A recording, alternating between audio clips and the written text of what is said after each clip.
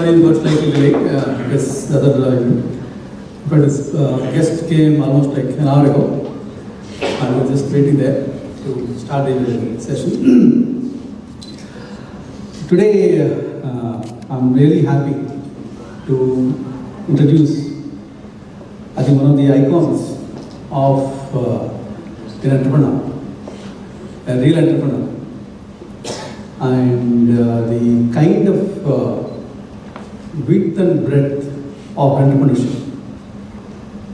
You will not find many such people, maybe across the nation, with such a diverse talent, and he made so many organizations successful. In some cases, he's personally built. In some cases, he helped the other teams to build, and they have given me one-page bio, which only talks about 10% of what is done. So I don't want to read this in any case because he's going to make a presentation about his journey, and then we have crowdsourced the questions from most of the chart members, and I have summarized those questions. I will be interacting with you after the presentation. So first, let me welcome Mr. Nimmagadda Prasad. Please come.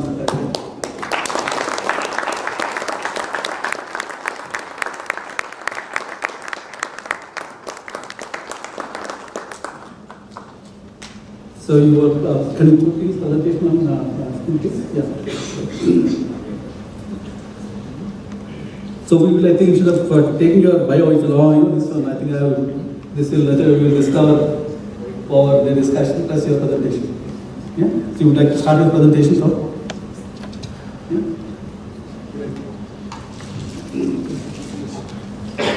And thank you very much, Kali and TiE, for inviting me here. First, I would like to compliment and congratulate the team to that. And what amazed me, I still don't understand the product, but what really amazed me is the confidence that you have exhibited on stage. Ever since Kali told me that you are going to speak, I started having butterflies in my stomach. But the kind of confidence you have shown, I think if you have that confidence, I am sure that one day you will come and speak and share your experiences the way I am doing today.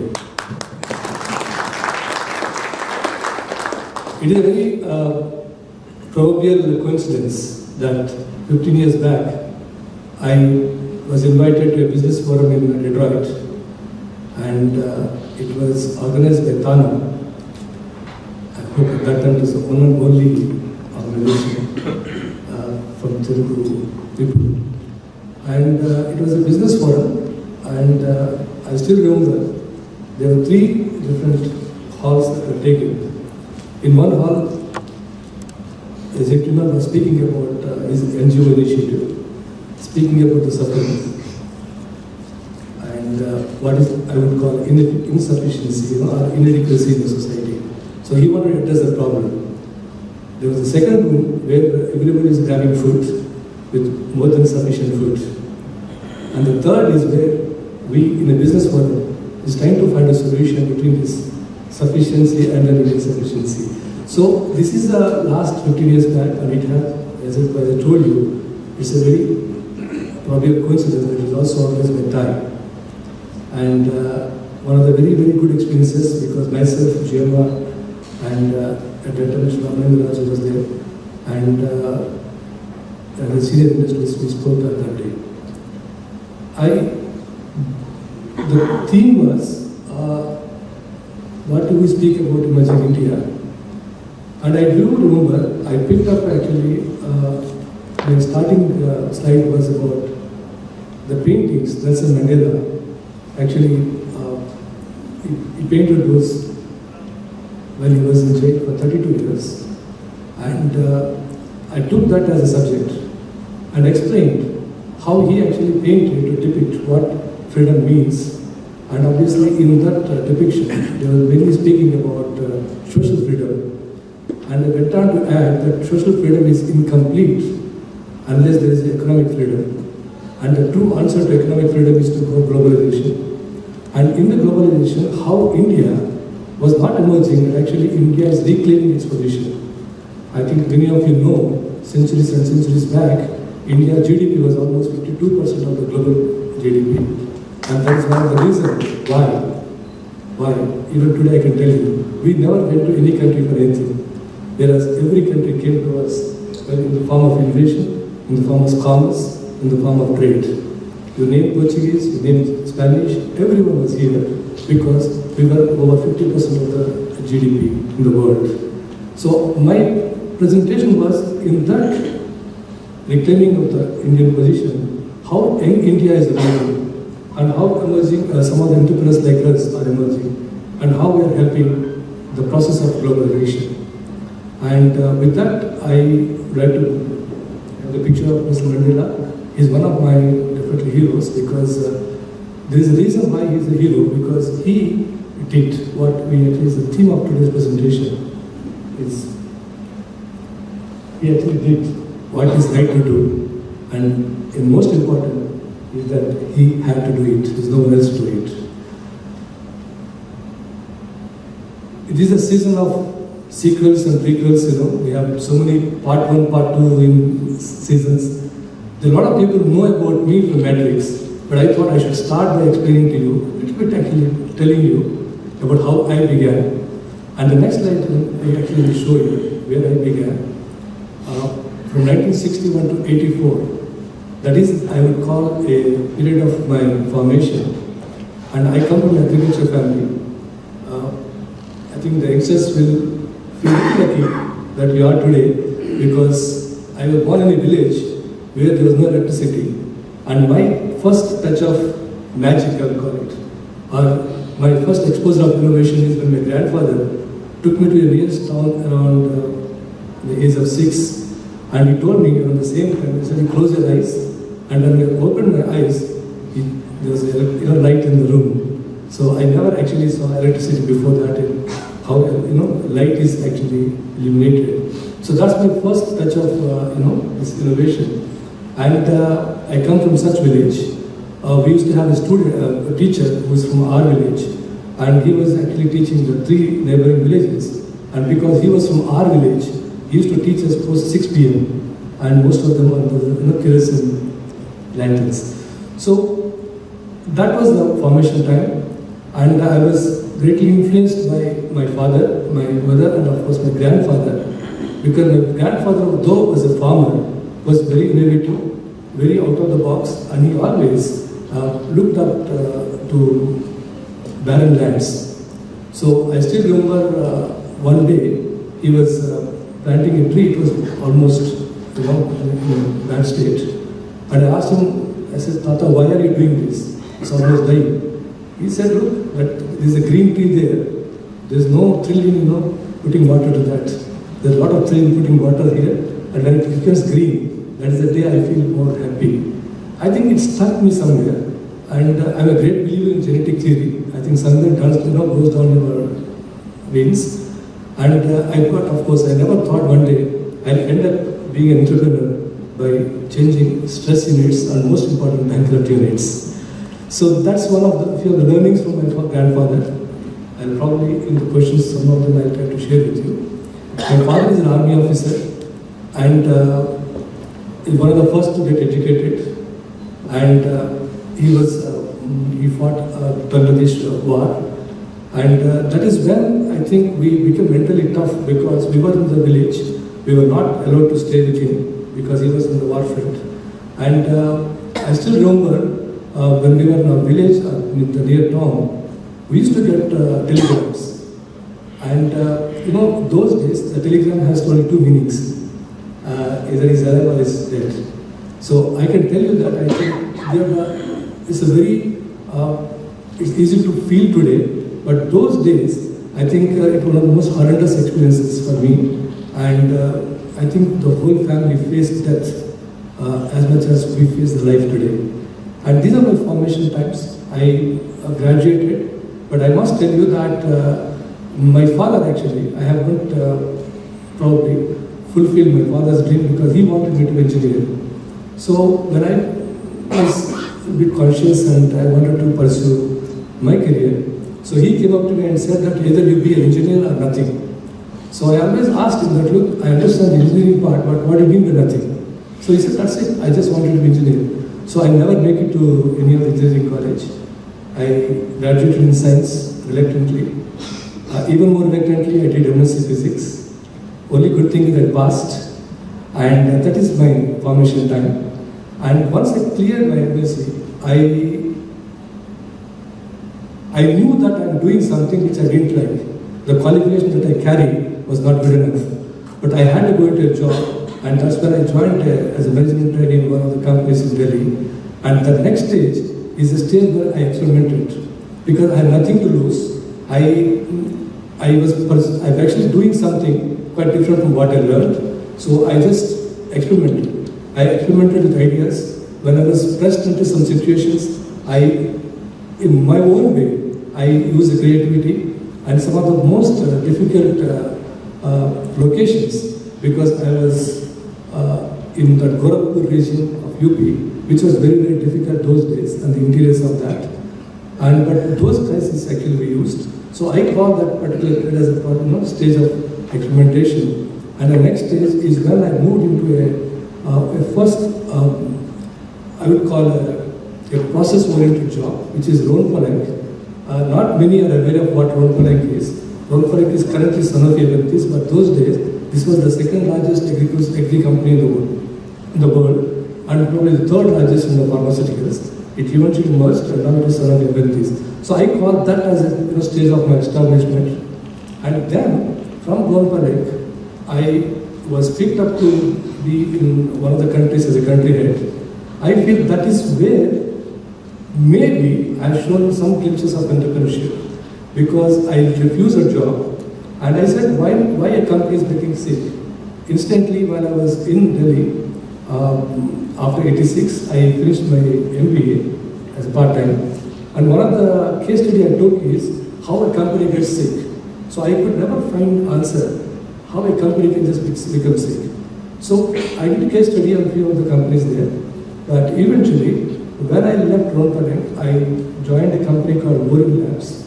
And I still remember the MD or the owner of the company when I was joining. He actually gave me an empty letterhead and told me, you fill up your salary and you fill up your designation. I said, look, I'm not used to it. I just want designation this, and this is my salary. I understood the meaning of that 6 months later, because they didn't have any money to pay. So it's become so sick that we didn't have money. But that is the greatest moment for me, because at least for my own salary, I had to find answers. I had to find operational efficiency. And at that time, the gentleman was hospitalized. And by default, I was running the company. And I think that's my greatest experience, I would put it. And eventually, I became in charge of the company. And the company went public. And probably one of the first companies to have gone public. Post, I would call the first reform subsidy. And it was oversubscribed substantially. And the company was initially bought by Ranbaxy. I see Mohan here. I think Mohan was part of Ranbaxy at that time. And eventually, Ranbaxy became a controlling stakeholder there. To be fair, Ranbaxy wanted me to be CEO. And it was in the year 2000 that I was always thinking, well, as the chief of that company, that how do we actually expand the company without putting too much of a capital? And how do we actually arrest this sickness in the industry? So one thought I had come across being in pharma is to just replicate what automobile industry always does. They actually successfully did what we call the ancillarization.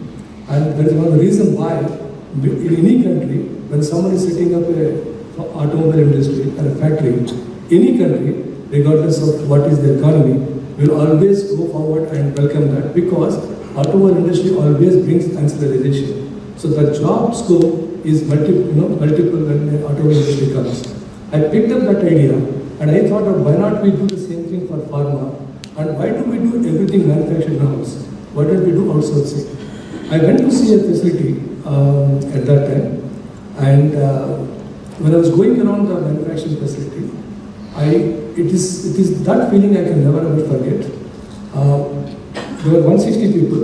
I was just walking around, and they're all looking at me with a very different. It was not that normal, but when they were looking at me. So I just looked up to the person manager there. I said, "What is wrong? Why are they looking at me?" And he said that, "Look, this is their last month as an employee, and they're all asked to go." I don't know what happened to me, but this one thing that actually always went into my mind is that how can 160 people suddenly be without livelihood? And I knew, coming from a middle class family, one job means it's actually equivalent to 10 to 15 people, depending directly or indirectly. An example is my own house. When we moved to Hyderabad, every time there used to be 10 people coming from villages, to find a job. So I said, how can about 1,600 people suddenly be of the livelihood? So I just was going with that thought, and when I walked out of the facility, I looked up to the erstwhile promoter, and I told him, "Look, I will recommend to Indexy first to do job work here, and if they are more forthcoming, I'll recommend them to buy this unit." And I said, for the first two are not happening, I am going to buy the unit. And I want to tell you, ladies and gentlemen, I just don't know why I said it. That's why if anyone is asking me that I plan to be an entrepreneur, that is totally wrong. I'm actually an accidental entrepreneur. I just went there, something came out of my mouth, and at least my grandfather always told me that you must respect your tongue. If you don't honor your word, you don't exist as a human being. So I said it. To my dismay, the first two never happened. So I had to actually now honor my word. And the first money that I raised was at 48% interest. I know many of you are not used to this kind of interest, but those days, I think the bank interest was almost around 18 to 20%. And for me, coming as individual with no credit record, so I had to go for a private finance. My father was retired by then, so he had a loan built out of his retirement. And several years later, when I asked my daughter, "Why did you sign this paper?" If I was wrong in my attempt, probably we lost home. So he said, "Look, if I knew, I would have signed it." So, so he blindly signed it, and I bought it 40%. Eventually, the gentleman who sold the company to me, he was kind, so he structured the transaction where I was paying 26%. But that is my first company, so the journey from, I would say, from the time I bought to 2000 is a journey where I said I learned, it's a year of formation, and it's a stage of experimentation, and year of emerging, and where I think in 2000. So that's the story up to Matrix. Now, coming to Matrix, somehow this name stuck to me. I just mentioned to you about this company, which eventually we took over. It's a listed company, and it was known as Drugs and Pharmaceuticals. And my very first visit, it was a listed company at that time, and I acquired it. The name is Drugs. I remember I had gone to Germany, and it was a hotel outside just outside the airport. And as I walked in, I saw a room with the name Heron. So I started thinking that, look, this company is not even known in Hyderabad. How is it that they know about it and they have named actually a room like that? So I moved 2 steps. I found another name called Darren. It's actually, I think in Germany, Heron is a gentleman and Darren means ladies, you know what it is. And that's the time I thought we should change the name. So we came back, I came back to India, but that's not the reason I changed the name.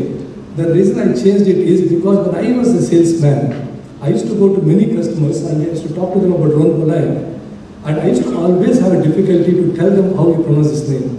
Some people used to say Ron Polanke, they say Prasad Ron Polanke. So I used to say, no, I must have always a name which is very phonetic. So I read somewhere that the big pharma companies, they did a research to find out which alphabets, have a better memory recall. Because when they were telling the doctors to prescribe the brand names, they wanted to find which alphabets will have better memory recall. And I think that letter with X, Z, and these are the brands, will have better memory recall. And that's why you see some of the famous brands that have come as Zogarax, Vioxx, all this, come with ZR and ZTAC. So I had that in my mind, and I always wanted to actually have a name that is very, very phonetic and a bit modern. And it also should be symbolic to what I believe in. So it was a flight from Ahmedabad to India, to Hyderabad, and I watched a movie in Ahmedabad called Matrix, the first sequel. And I'm a movie man, I love movies. And what really I liked in the movie, the technique, what I call it was very advanced. Particularly the last scene there, it's just a mad, shooting, but it was very classily done. And it's a cult movie even today in what I call technological advancement in movie making. And that name was stuck to me. When I came back and checked the dictionary, it actually is perfectly matching.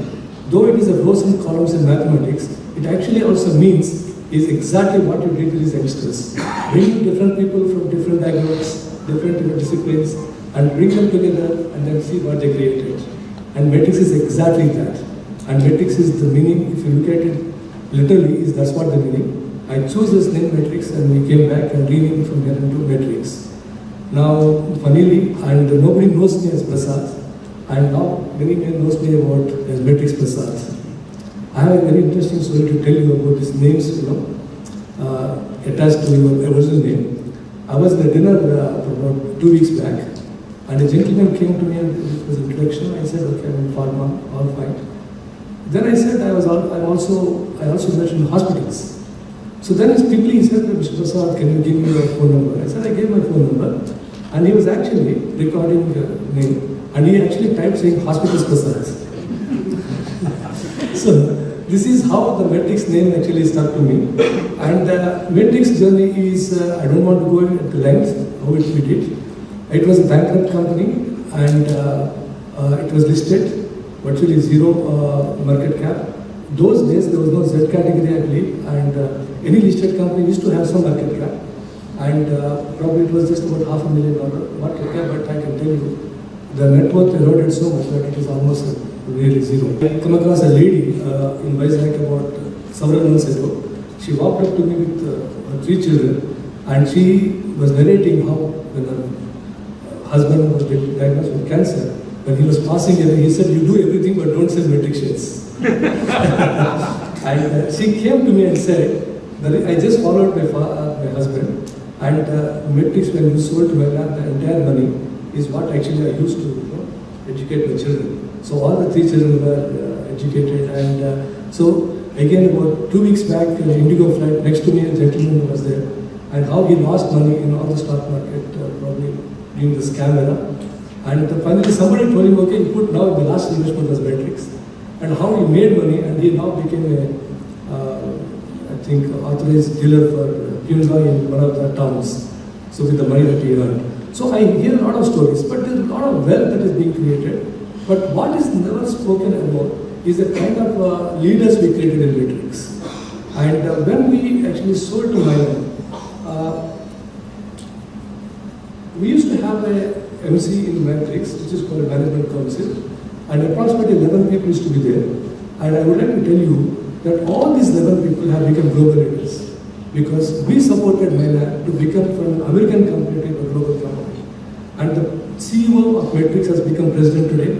This is the 3rd in series. Is the president of Milan. One of the CEOs here of Matrix has become a global supply chain head. So all these 11 people, the leaders in Matrix, have taken global positions. And I still remember in one of the first press conferences, someone asked actually, I say it looks like that actually, it is not that Milan acquired Matrix, but actually Matrix acquired Milan. So everyone actually moved there. I think that is the greatest contribution of Matrix, of throwing those leaders. And many of them I think you would have come across in some form or other. So that's the story we learned about Matrix. Now, this is the theme I was talking about. Why am I saying we did it because we were to do? Because there are 2 acquisitions that were planned for Matrix, and both the things that I refused. There are 2 reasons. There was one big company, even bigger than Milan at that stage, came to buy Matrix.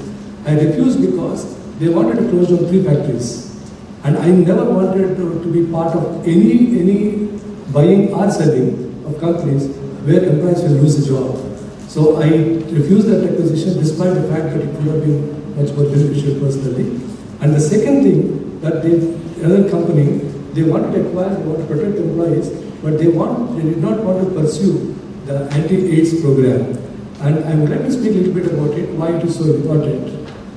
In the year 2001 or 2002, after I bought Matrix, I was on a flight from London to South Africa, and my fellow passenger actually was an African. And the moment the flight took off, he started drinking. And I knew that there's something bothering him. And I just asked him, I said, gentleman, is something, you look worried. So he started narrating me that he's actually based in London, but he's an advisor to the government in Kenya. And he did tell me that, look, tomorrow we are actually having a very difficult, and a different and a difficult meeting, government meeting. The purpose of the meeting is to find more graveyards and cemeteries. The reason is that he said that, Mr. Prasad, we don't know what's happening. People are just dying, okay? And I go every 3 months, 6 months. My friends just don't even exist there because they don't know what is done. The AIDS problem at that time was very rampant, and most of the governments actually, because they could not afford the treatment, they could not subsidize. They were just silent spectators to the large-scale, deaths. So he said we are going there to create more cemeteries and graveyards. And again, it just, I just couldn't accept it. And I still remember when we got off in Johannesburg, and he was taking the connecting flight from there. He looked up to me and I told him, look, I just bought a bankrupt company and I am in pharmaceuticals. All I will do is to go and try to solve this problem. And in the conversation, of course, I asked him, I said, why don't we cure it? He said, Mr. Prasad, the problem is that it is costing $15,000 per patient per year. And none of the governments can afford it. And none of the individuals can afford it because it's mostly in the African and sub-Saharan countries. So when he told me that, I said, look, I will, when I got off, I told him, look, luckily I am in pharmaceutical industry. I'll go back and find solution to that. And at least I would like to fail after attempting to find a solution. But without attempting, I don't want to do anything. So when I spoke to him, he looked up to me and looked up and said, if you are able to succeed, if you are, help to find solution, he's going to bless you, even I am going to bless you. I later on realized, because I tried to reach out to him many times, I couldn't reach, and I felt that I think he's one of the victims, and he's going to die. So I took that particular meeting back home, and it was a listed company. I just cannot do any charity work. So I went to the board and I told them this is a pressing need for the society. But I did tell the board, but it also has a different side of the coin. On one side, if we are going to find solution to this, what I call a life-threatening and problem, if we are successful, we find a product, there is a product that is available to us for mass production, and I think the company also can grow very fast in this.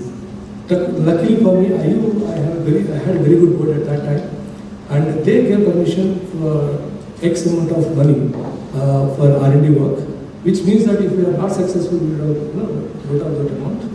And I picked up the young team, and in exactly 4 months' time, and I would like the youngsters to know how great this country is, in exactly 4 months' time, we found a solution and brought this cost from $15,000 per patient per year to $180 per patient per year. It's all done by the youngsters, and the average age is about 21 years. And they are all just fresh from graduates, and they took the challenge. And that is when the problem was not far from over. And nobody was believing us. Product going from India, innovators come and they say, no, this product may not be good. We have to fight some patent challenges in some countries. In some countries, they said our product is fake. So we fought everything, but we still needed support. At that time, I came to know the Clinton Foundation, which is called TCF, is actually into this initiative. And later on, when I met President Clinton, he actually told me the story.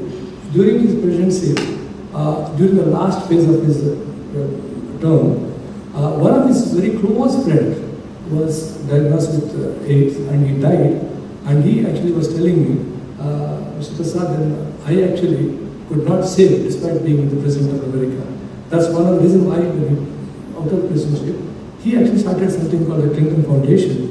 And we came to know that they are looking for some partners. And we reached out to them. And they also helped us. And eventually, this press conference is in New York. First time we addressed to the global press. And the product that we actually offer to the world is actually $140 per patient per year. And because of the effort President Clinton took, and I go back to my hero, President at that time, Mr. Mandela, they all came together. I said, no, we need this product. Let us create protocols. So they helped us, and that is why, and today, even today, Matrix probably is supplying to nearly 42% of the treated patients in the world, and which is almost about 8 million people now. So, I always wanted to balance between what is our social need, and what is our entrepreneurial need, and what is our commercial need. I will be wrong if I just found a solution which solved the problems in society, unless I find an equally good solution for what I call a capital-driven, digital company. Now, today I can tell you, I was speaking to one of the CEOs who's handling this, and apparently today, until this year, they are clocking nearly 1.5 billion sales only in this anti-AIDS products for men. So, which makes me feel happy because we met what are the two important needs, are the human needs and also the capital needs of an enterprise. So this is where the journey of Matrix actually, to my mind, is fulfilled. I won't say it ends because it never ends. The entrepreneurial journey keeps going. So, again, what next? When I sold Matrix way back in 2006, 2007, I got money. And many of my friends came and told me, put every money in bank. And most of the bankers come to you with investment advisors. They come to you with wealth management advisors. So I kept thinking, what do I do with this? I'm not a beach kind guy. I'm not a person to buy anything that is not so meaningful in progress. So I felt one fine day I was just having dinner with my friends. And when you taste success, you will have good friends, but you will also have equal number of enemies. Okay? And some of those people were grudgingly saying, Mr. Prasad, you became successful because you knew about this business. X, Y, Z. They speak about everything but do not want to give even a iota of credit. So, but one thing that struck me in that evening meeting is that you became successful because you knew this industry.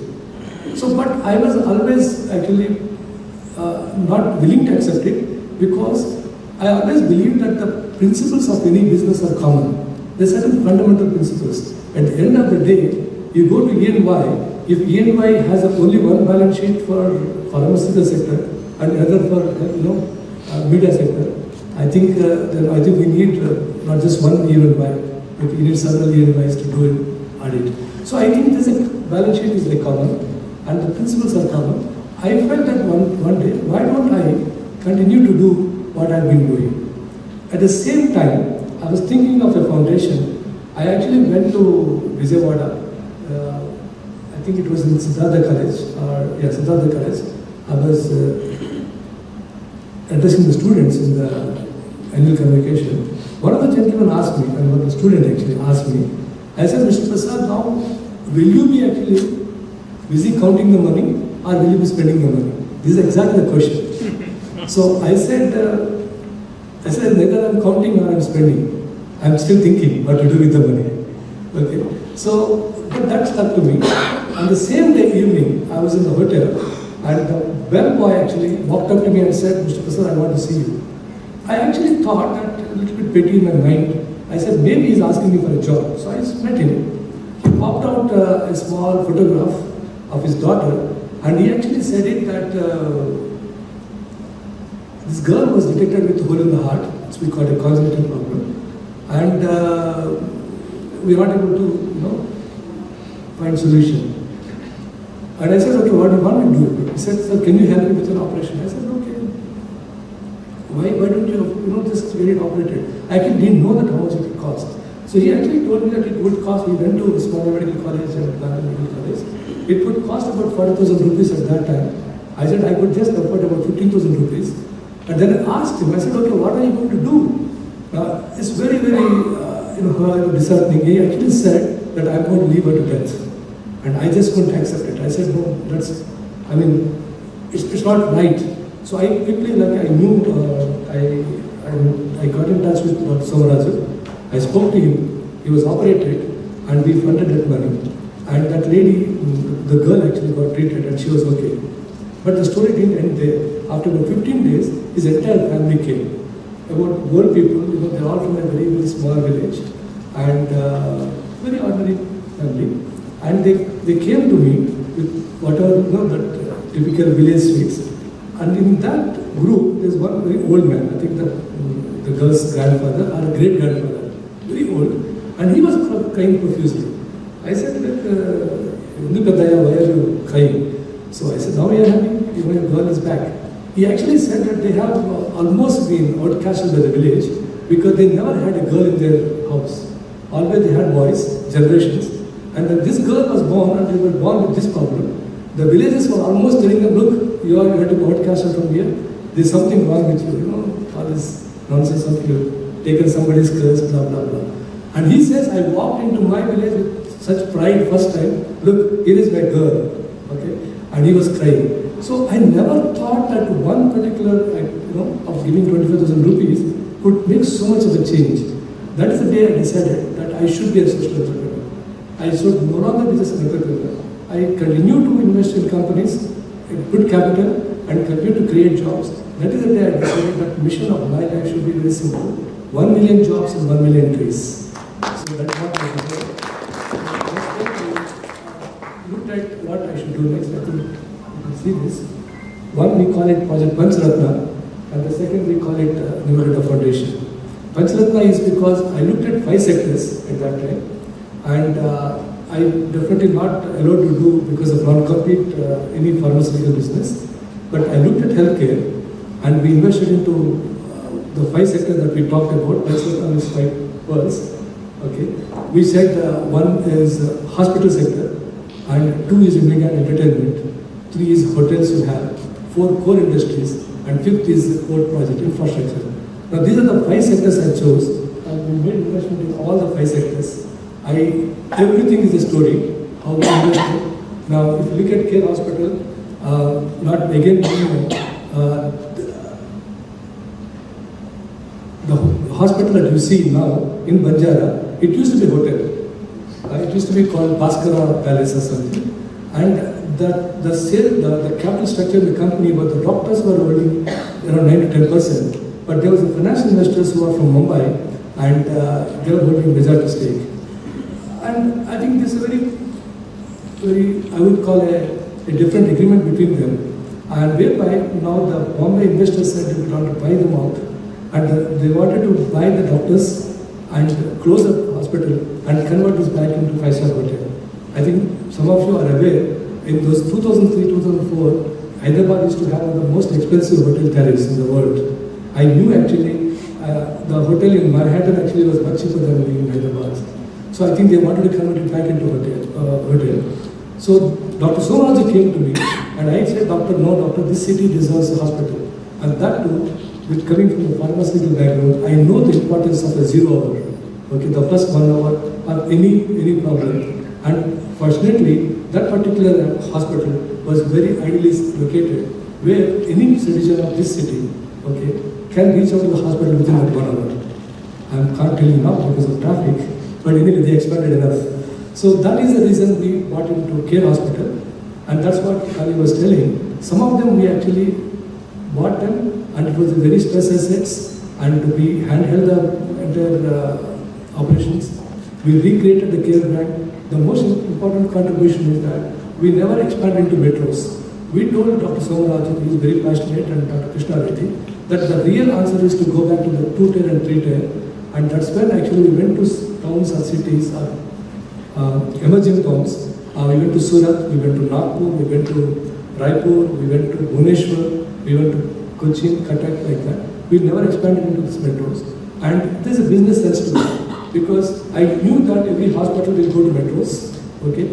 And if I want to make this particular piece very attractive to the next level of investors or acquisition, it is better to go to those areas which eventually for which they are going to be hungry.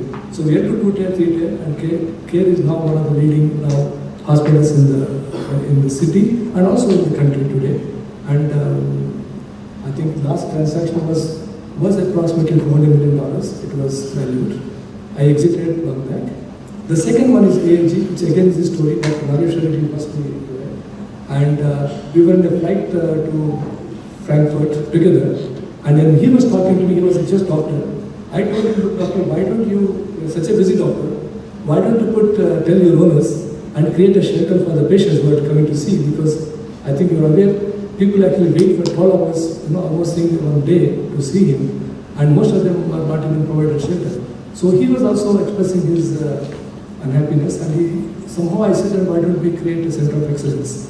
And me and Dr. Naresh Reddy, we created this AIG, and I served there as a founding chairman for about 4 years, until the time it became center of excellence in the entire Southeast Asia, and I exited that.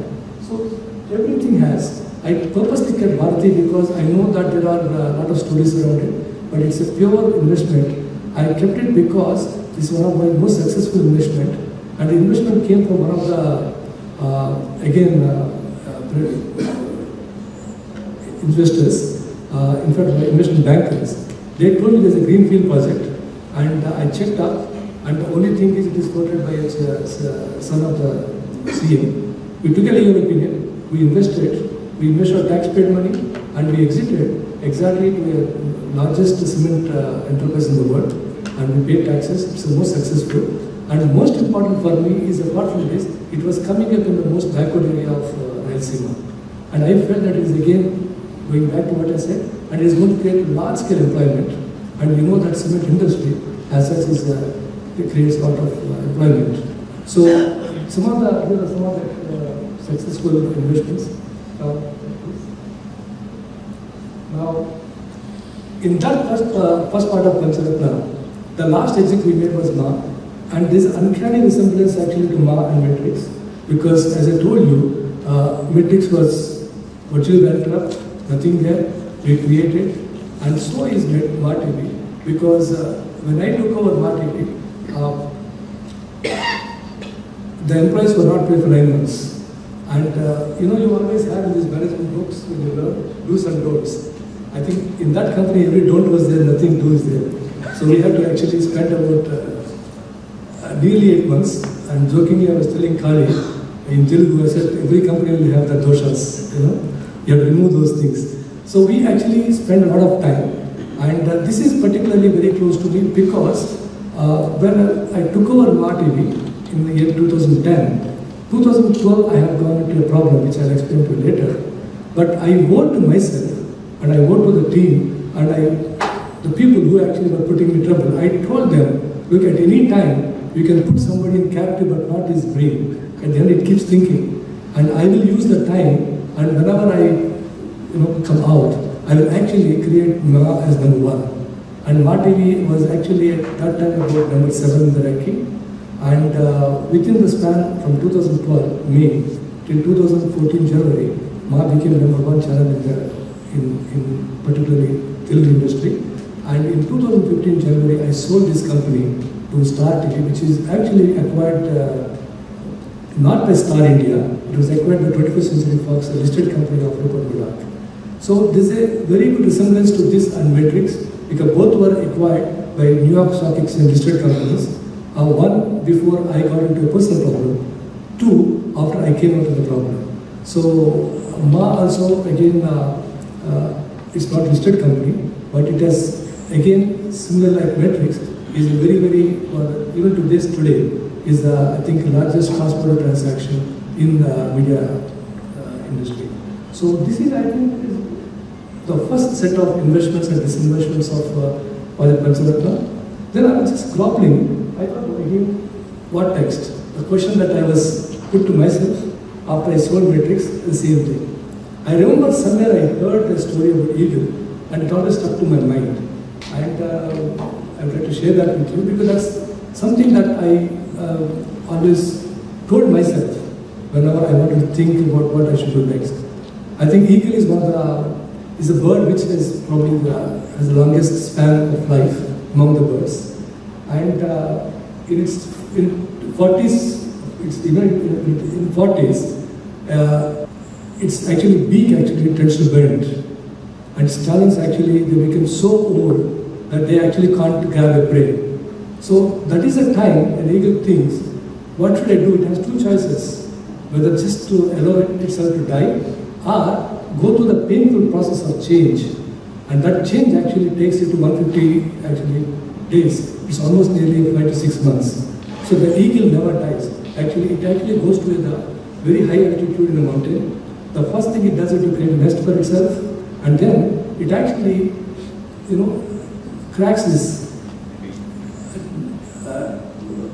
the beak against a stone. It's very painful.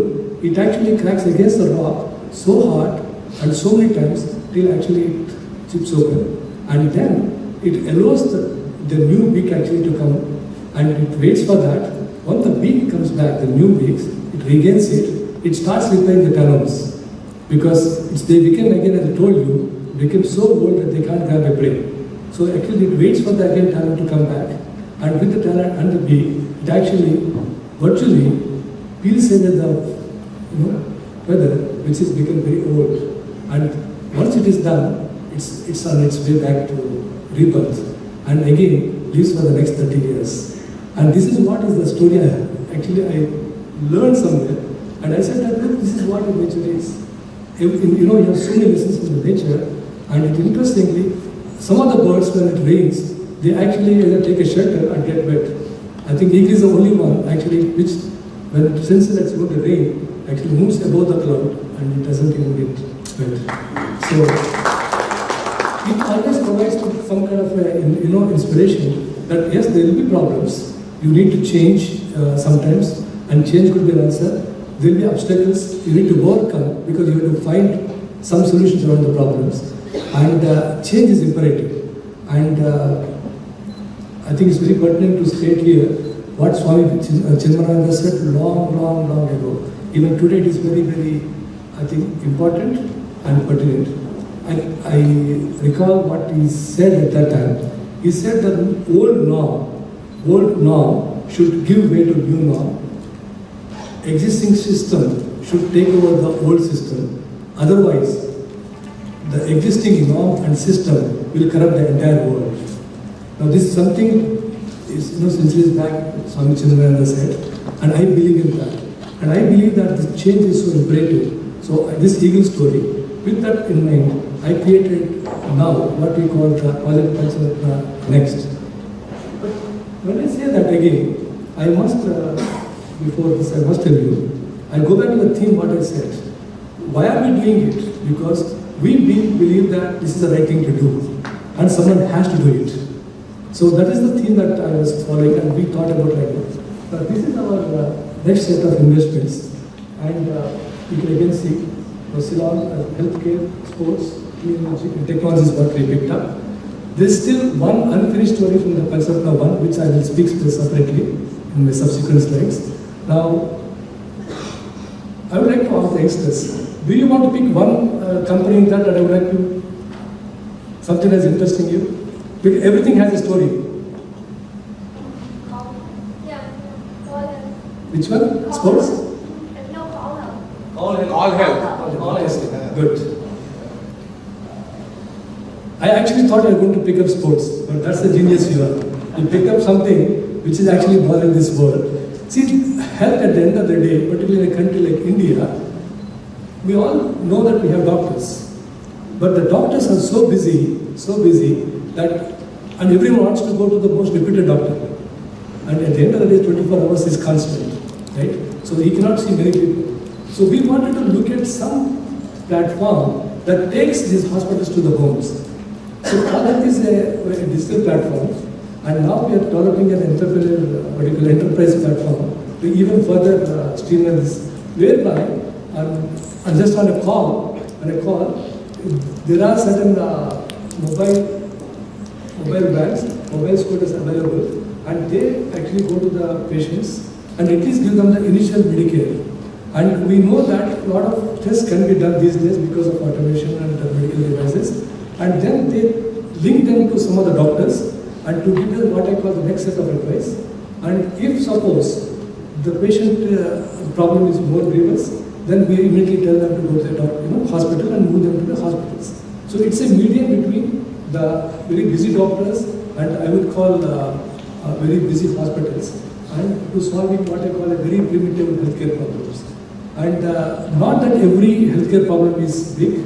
A lot of problems are very primitive and they can be solved by immediate attendance, and Call Health provides that.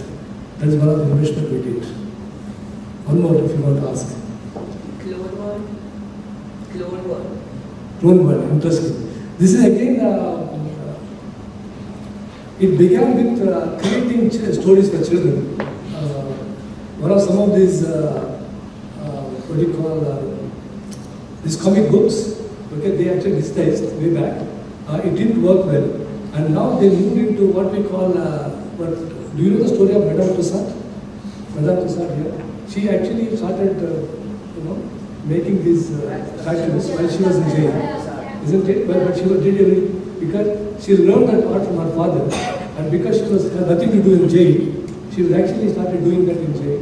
And that now has become an iconic brand around the world. So now the Clone World is doing what we call the Indian version and of creating it. You have the studio now in, I think, Nimmagadda or something in Bombay. It will come to Hyderabad soon. Like they have said, already created whatever Madame Prasad has done at the museum. Now I think Bahubali has been created. Some of the iconic characters of Sholay have been there. And some of the iconic characters in sportsmen, they have been created. So it's the first Indian company which has been attempting what Madame Prasad has done. So that is the Clone World. Now, so if you look at it, we have not, it's again entrepreneur. He's coming from your investment banker, Aditya, and very enterprising investment banker, so he wanted to support. So we supported because one reason, how did the cost come down? Because the gentleman found that the cost could be brought down by going to some very, very backward area of Calcutta, and if suppose he is successful, that entire village, could be empowered. And that's why we supported that, and it's beginning to do that.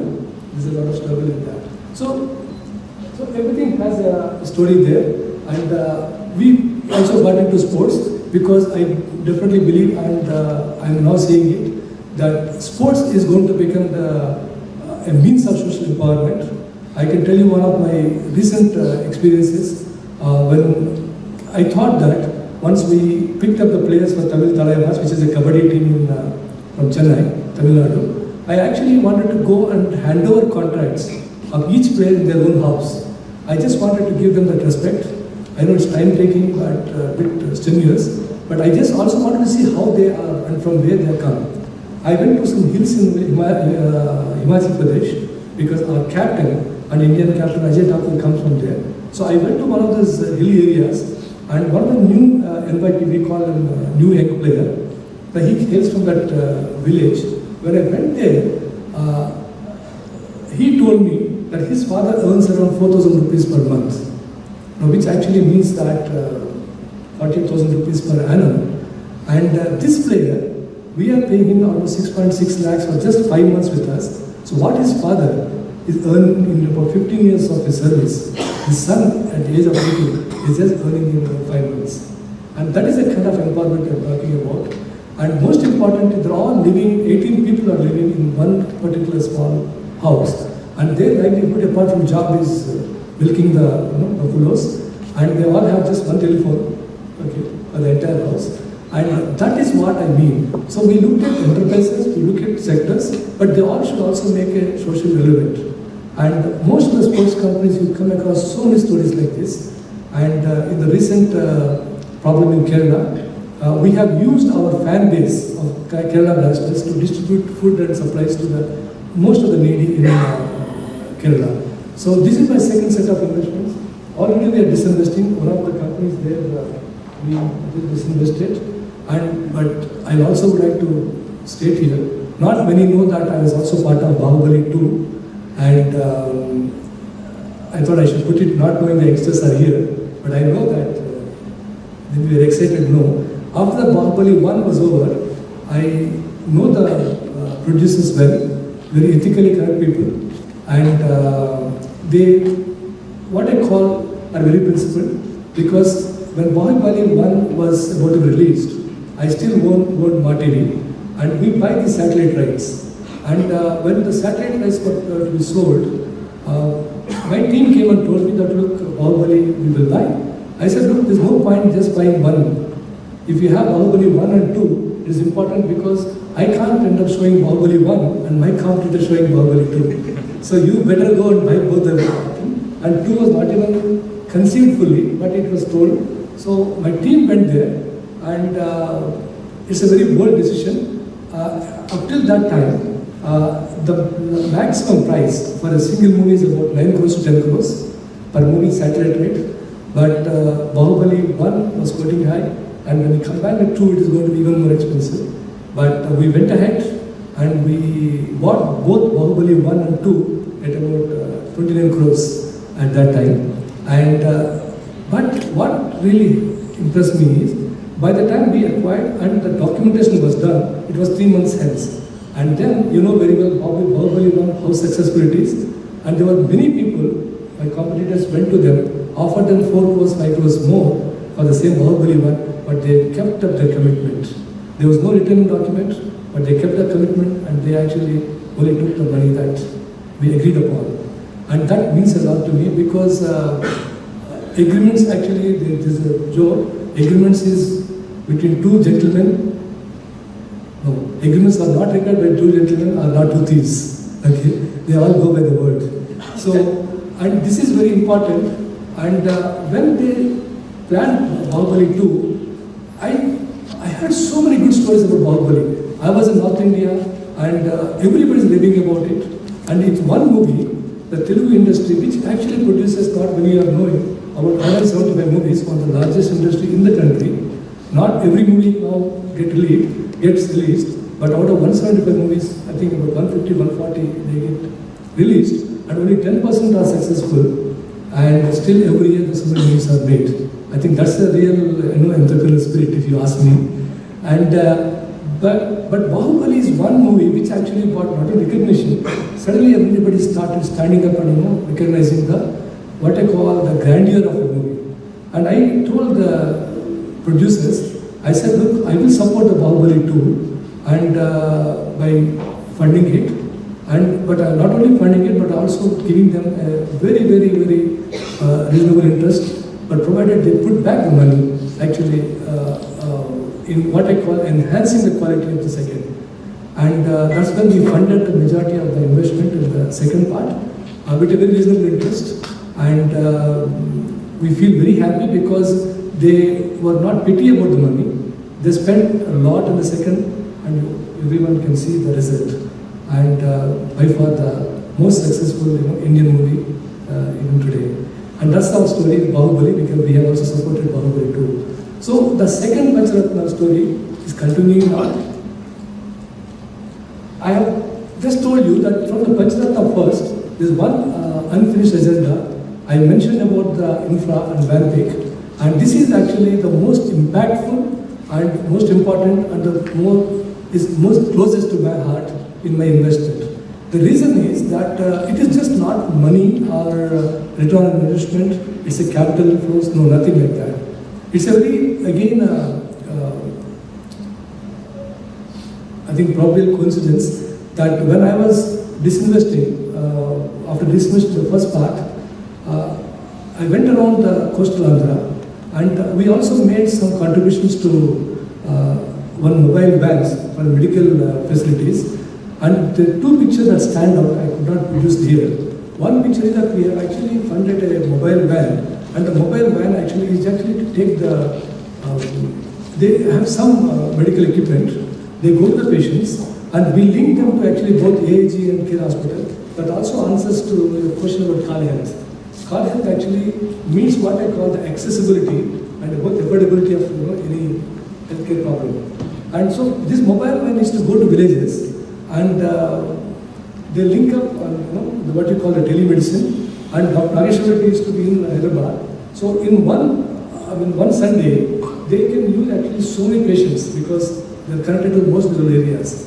So This one such picture they told me, they went to a village, the mobile van could not go into village because there is no road, and they were carrying all the equipment on the head and the medicines, and that photo was actually shown to me, and I felt that I think this country, if it has to move forward, the rural economy should become more like an urban economy. And I was always a great believer that it is important in a country like India, the rural economy should emerge sooner than later for it to become a global superpower. And in a way, what I meant is that if you actually take opportunities to people, people will stop coming towards opportunities. And again, I summarize the basic problem that we face with this pollution or law order in any other metros is because of the large-scale migration from rural areas. Because there are not enough opportunities in rural areas, people come down to metros. And unfortunately, none of our metro infrastructure can handle so many people. And that was the belief. And this is one of the most backward. And when the project was brought to my notice, when I did the initial checkup, I found out that the entire Prakasam district was founded in 1970 by carving out the backward areas of Guntur, Kadapa, and also Nellore. So it's like a story of how Singapore was carved out by Malaysia. The most backward area of Malaysia was carved out, and Singapore emerged. And it's exactly like that. All the backward areas of, I think, Guntur, Kadapa, Kannur, I think, and Nellore. So they carved out and named it as Prakasam district. And from 1970 till we went there in 2008, the total investment is only 320 crores. In such a place, which is actually having one of the longest coastal area, okay, a longest, coastal belt, because our entire coastal belt is 965 kilometers, the entire Andhra coast, and Prakasam and this backward area have about nearly 125 kilometers out of it. Despite that, they remain backward, despite the fact that historically, actually this is the most important port used by the Chinese the Portuguese, and Marco Polo, I haven't found a document, but I read somewhere, actually mentioned about a place called Muttupalli, which is actually part of this port product, as very important for trade on the eastern corridor of India. So we felt that we will go there and socially and economically transform the backward area. We have conducted a social impact report, the figures are here. If the project in its full length was implemented over a period of 10 to 15 years, it would have created 70,000 direct jobs and about 4 lakh jobs indirectly. I think I mentioned to you a short while back, my mission was to create 1 million jobs, directly or indirectly, or 1 million trees. I picked up this project because it was spanning around 13,000 acres of land, which we acquired with our tax-paid money and a sovereign fund. We did not take 1 acre from the government. We did not take 1 rupee from the government. And I visualized that when the project was implemented completely, that 4 lakh jobs will be created, and the population of the district is about 35 lakhs. So I figured out if 10% of the population is empowered, then there is a huge economic activity we are developing not only in this area, but also in the backward areas of Rayalaseema and other areas. And with that interest, we moved in as partners with Russell Khema. It has put me in a lot of trouble. It has got caught in the political turmoil, in the cross currents or undercurrents, whatever you say. I was put in remand, and that is what I was mentioning to you. When I was in remand, I wrote to everybody, including myself, that when I come out, I will make MarTV #1. And when I gone in, it was number 7. When I got out, within 3 months, we made MarTV #1. Because, as I told you, you can actually put a person in captive, but not his thought process. So that used to be the challenge for us. We have not given it up. I hope I continue to have the same passion and make sure that it sees the light of the day. It's a very challenging, but that's the one thing. And why did we do? Again, I'll go back to what I said. We believe that it was the right thing to do, because if everyone starts investing only here, okay, what happens to rural areas? And it was a project when we attempted. We also wanted to, what I call, leveraging the skill sets in the coastal corridor. Okay, at that time it was not divided. When we actually visualized the project, we also visualized this project because Telangana area is a landlocked area. It's a hinterland which is landlocked, and it needed to have a gateway. And the only ports that we were depending on either Chennai, or to some extent Krishnapatnam, or to go to the north, Vizag, which is anyway crowded. So there's not a port which is very, very close to Hyderabad. And coincidentally, this particular project now, if it comes up, Hyderabad is just about 210 kilometers compared to almost 500 to 600 kilometers on the other side of the roads. And then, very important again, is it will, by estimation, it will bridge the gap between Hyderabad and the coastal Andhra. When I say bridge the gap, I'm talking economically, because once there's a port project, the industries will start coming from here, and from this Hyderabad, it will keep moving here. It is like a classic case where two small cities, because of power of economic growth, will slowly get closer. Okay? At the end of the day, 210 kilometers is not a big distance for economic growth. So this is a project we attempted, and the intentions were good. We have gone through the trouble. That is not discouraging us. While we are fighting the cases, we are making sure that this project is still steady. And as I told you, one fine day, I think we will fulfill all these objectives laid out in the project. I thought it is my duty to explain to you about this project.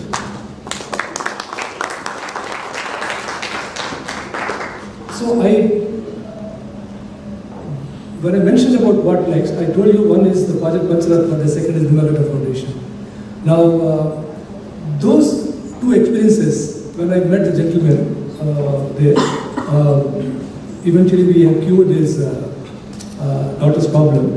Now then I saw, because somebody met me in a hotel, because I could call a doctor, I have money to fund him, so the problem is solved. So why don't we institutionalize that? And that is the time we created the Nimmagadda Foundation. It was actually created immediately after I sold Matrix, way back in 2006, and created Nimmagadda Foundation. There are so many things we did in this. Well, the first one I can actually talk to you about it is Ulala Gopichand initiative. And I know that the country is winning so many medals. Hindu is good, Sena is good. But the real story behind that is, again, way back in 2004, actually 5 around that time, Gopi was given land after he won the All England badminton. That time the government gave him land, but he didn't have money to build an academy. I know that he went around the city seeking money, and very, very unsuccessful. And one day he met me for breakfast, and I did tell him that, Gopi, what do you want to do? He said, sir, I want to create an academy. Then I told him, Gopi, don't just create another academy. Create a center of excellence, because you must provide the body. Okay? There will be a lot of students who will come, and the biggest problem that we face in the city or anywhere in the country is how they can come and build a practice with you. So I told him to actually create a building also. We planned big, and I actually told him that the only thing I need is actually for you to get medals. So I actually gave him over a period of time, into 2 to 3 years, about 5 crores actually money, only to develop the academy. And I think even today we are the only one who given me it's not a loan, we actually gave a donation. And I only told him, never give me money back, okay? Only give me medals. And I'm very happy. We saw Sena Naval growing there, and we saw Sindhu growing. And what is very important is, which I think the youngsters would like to know, not only they are great sportsmen, sportswomen, they are also great human beings. I think I will probably, can't promise, one day I will ask Sindhu to come here and share her experience. Maybe she won't be able to give a presentation, but she's good in answering questions. And with the kind of media that we have in this country, everybody becomes expert after. But the great thing is that the foundation is going big. It has not only revolutionized the way people should look up to badminton, and it is spreading fast. And Gopi has done a phenomenal job. If you ask me whether I would have funded with anyone, no. Because it is only because of the dedication of Gopi, I know that he is going to do something at that time. So we funded him. So Ulala Gopichand is our initiative in badminton. Now, just moving there, I will quickly wrap up. We went to fund Prasad TiE Institute. Again, interesting for you to know. In this country, there is something called needless, blindfold. What actually it means is, that a lot of children actually become blind because they are not provided proper nutrition, and at the same time they also, some of them are not provided even specs at the right time. So we have initiated a program with TiE Prasad. The program name is called Eradication of Needless Child Blindhood. Okay, in this child blindness, and in that particular scheme, we funded TiE Prasad Eye Hospital a huge amount of money, and in about 4 years of the funding, we nearly treated nearly 8 lakh of children in Andhra Pradesh. Now, once we provided that, there are a lot of international, I think funding agencies that have come forward and they're taking it forward. Then we went to, we supported Stanford initiative of TiE. What it means is the AIDS problem. There are two separate. Okay. The TiE, what it basically is using the animation, and in the animation, the figures, the actors have actually learned voice, and that's how actually we educated a lot of villagers. For example, in Telugu version, it was a program developed by Stanford, and teachers in Stanford, they developed it, and we funded the, what you call, the CDs that were taken out, where like Anushka provided the lady doctor's voice, Nagarjuna a male doctor voice, and several other actors have actually provided voices, and that is like an education program to tell the ladies and also gents and everybody how to prevent AIDS, okay, and if suppose they are stuck with AIDS, how they actually can cure it, and no short stigma about it. It's a very large and successful that we did in Stanford, and this is the one I was just talking to you about the congenital problem, and eventually we institutionalized. We told Care Hospital, look, because I found somebody came to me in Vijayawada, we could solve this problem. So we have actually carved out a small area in Care Hospital, say in Banjara area. And then we created a 50-bed hospital, totally funded by us. And in the 50-bed, every year now, we are performing 600 surgeries for the needy children with hole in the heart. And this program is going on even now. Ever since it started, my guess is that by now I think about 6,000 to 7,000 children would have been treated. It's been there for the last 10 years now, and it's continuing. So this is where we got into healthcare, and our focus also on education. I don't know how many of you are aware of Chennai Mathematical Institute. I provided the founding donation long back, and I was the founding member along with the Sri Ram Group and the Muttaya Group in Chennai. The reason is that they wanted to create one institute for mathematics, and whatever our youngsters are doing, whatever we have been doing, I think the basis of that is mathematics. And it's a created mathematical institute long back, and today I'm very happy to tell you that it's already become a deemed university and one of its kind involved in mathematics based in Chennai. And we funded so many schools, its list is there, and probably even every year we give them money. And all these schools together, we are I think providing education to nearly about 5,000 school children, and most of them are adapted schools from government of some of them are in bad conditions, and some of them are in very, very backward areas, and we fund those schools. So this is how the Nimmagadda Foundation continue to do. And so far we have actually our own money, not invested, donated more than 100 crores into all these initiatives.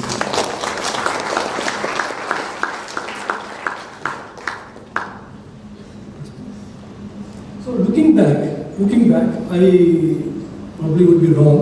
Maybe I'll skip these two because maybe I think I should leave some time for the questions. And finally, I just want to tell you, you can skip those. Yeah, you can skip. I think I'll also probably, I know some questions will be there, we'll skip this. All I wanted to end is to say that we did all these things because it's not only me, my team, and who's are associated with me, we all believed that they were the right thing to do. And at the end, someone had to do this. If someone has not attempted to do what we have done, and the problem will remain a problem. And as I told you, we always wanted to provide solutions to problem. And thank you again very much for your attention.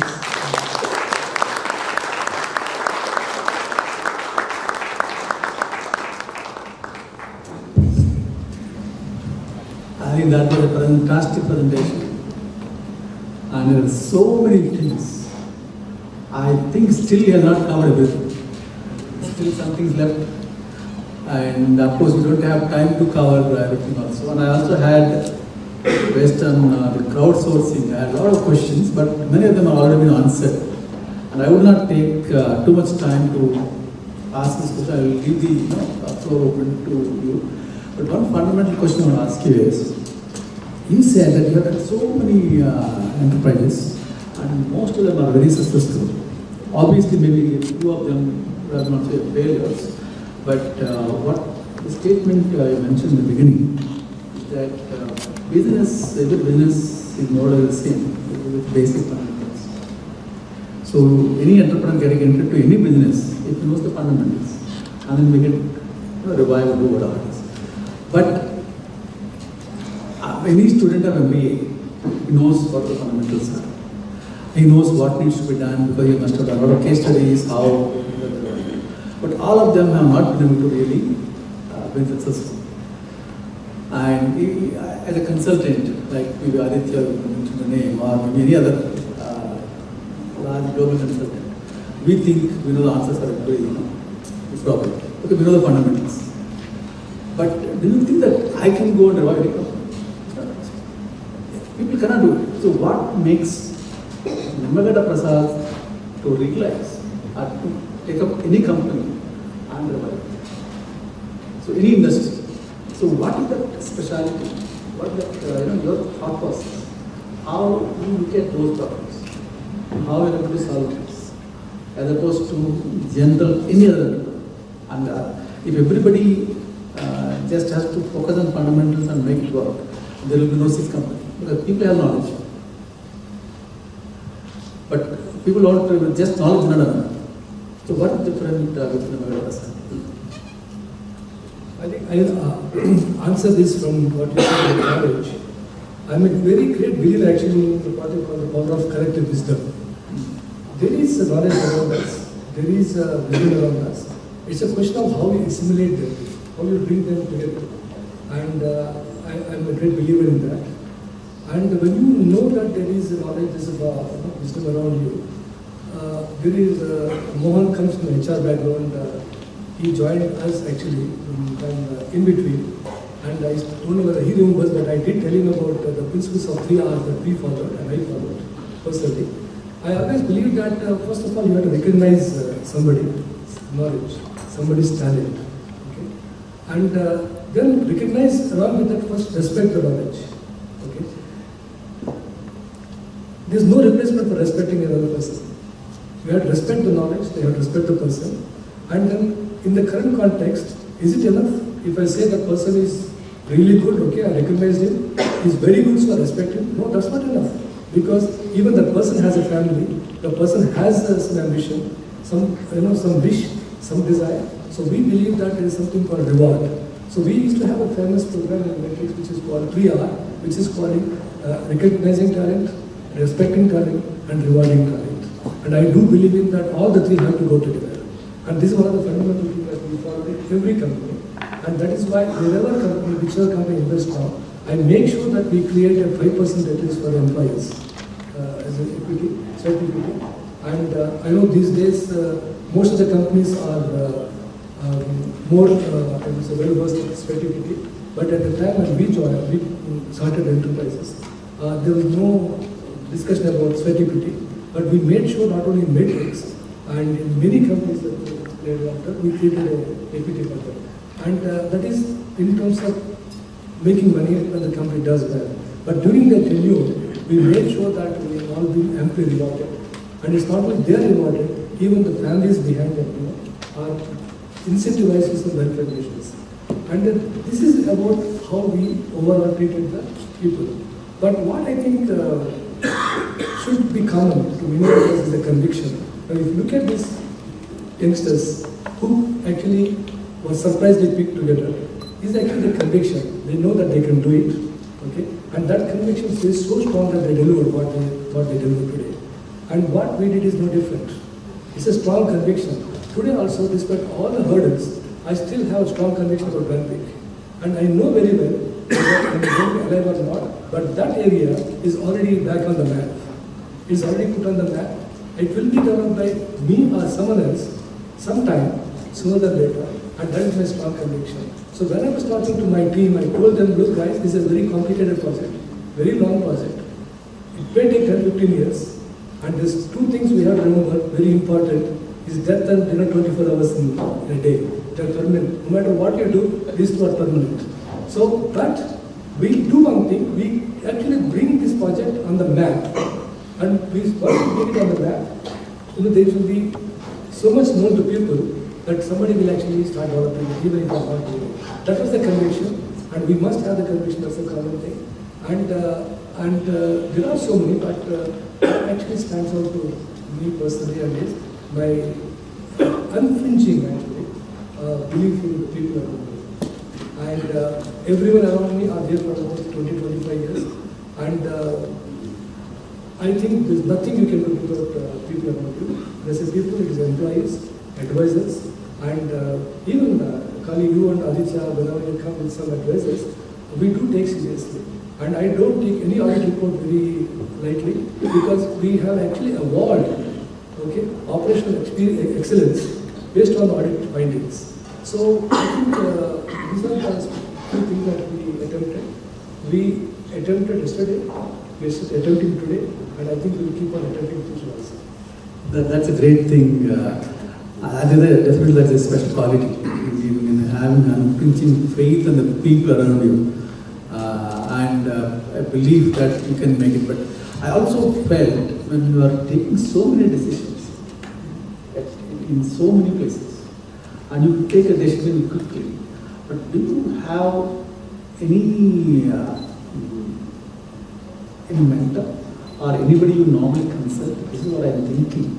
Do you think it works? Or you only get feel that yes, when it comes to your mind itself processes it and tells you yes, this is something will make it happen. So, how do you like that? Have that courage? Like when you initially picked up a seed company and then also buy the seed company, many things. And you're down and dumps, you are able to revive them. So, you just only your own conviction that you go ahead with that. No, we have a process, but I think if I tell that I'm so great and I'm a genius to, create any company, I'm gone because I think most of the entrepreneurs actually believe in their sixth sense, okay? They have some instincts. I think I'm no different. Sometimes your gut feeling says, yes, there's something you should do. What I only evaluate is that it is going to make some social impact. This industry is going to create jobs, yes. There's a tick box, okay? Is it going to create enough leaders? Yes. Is it going to meet what I call the unmet needs of the society? Yes. So these are the things we evaluate. We never got worried about the losses in the balance sheet because we grew out of correcting balance sheets from being bad. So, but yes, I do consult. But finally, we rely on our instincts and. Probably, I think the risk-taking ability is in our genes, and here I have to tell you again, go back to what once I asked my grandfather, because I think many of you are aware in Coastal Andhra particularly. Nowadays, I think the forecasts are there from meteorological departments, they are well prepared. But those days, in a cycle of 3 years, at least 1 year they used to have a cyclone, and all the crop is to get destroyed. So, we are no different in our village. With one cyclone, everything gone, and I think it's 1977, if I'm not wrong, the biggest cyclone of all. Some villages actually just got wiped out. I actually told my grandfather once, I said, why are we doing these things? You know that we are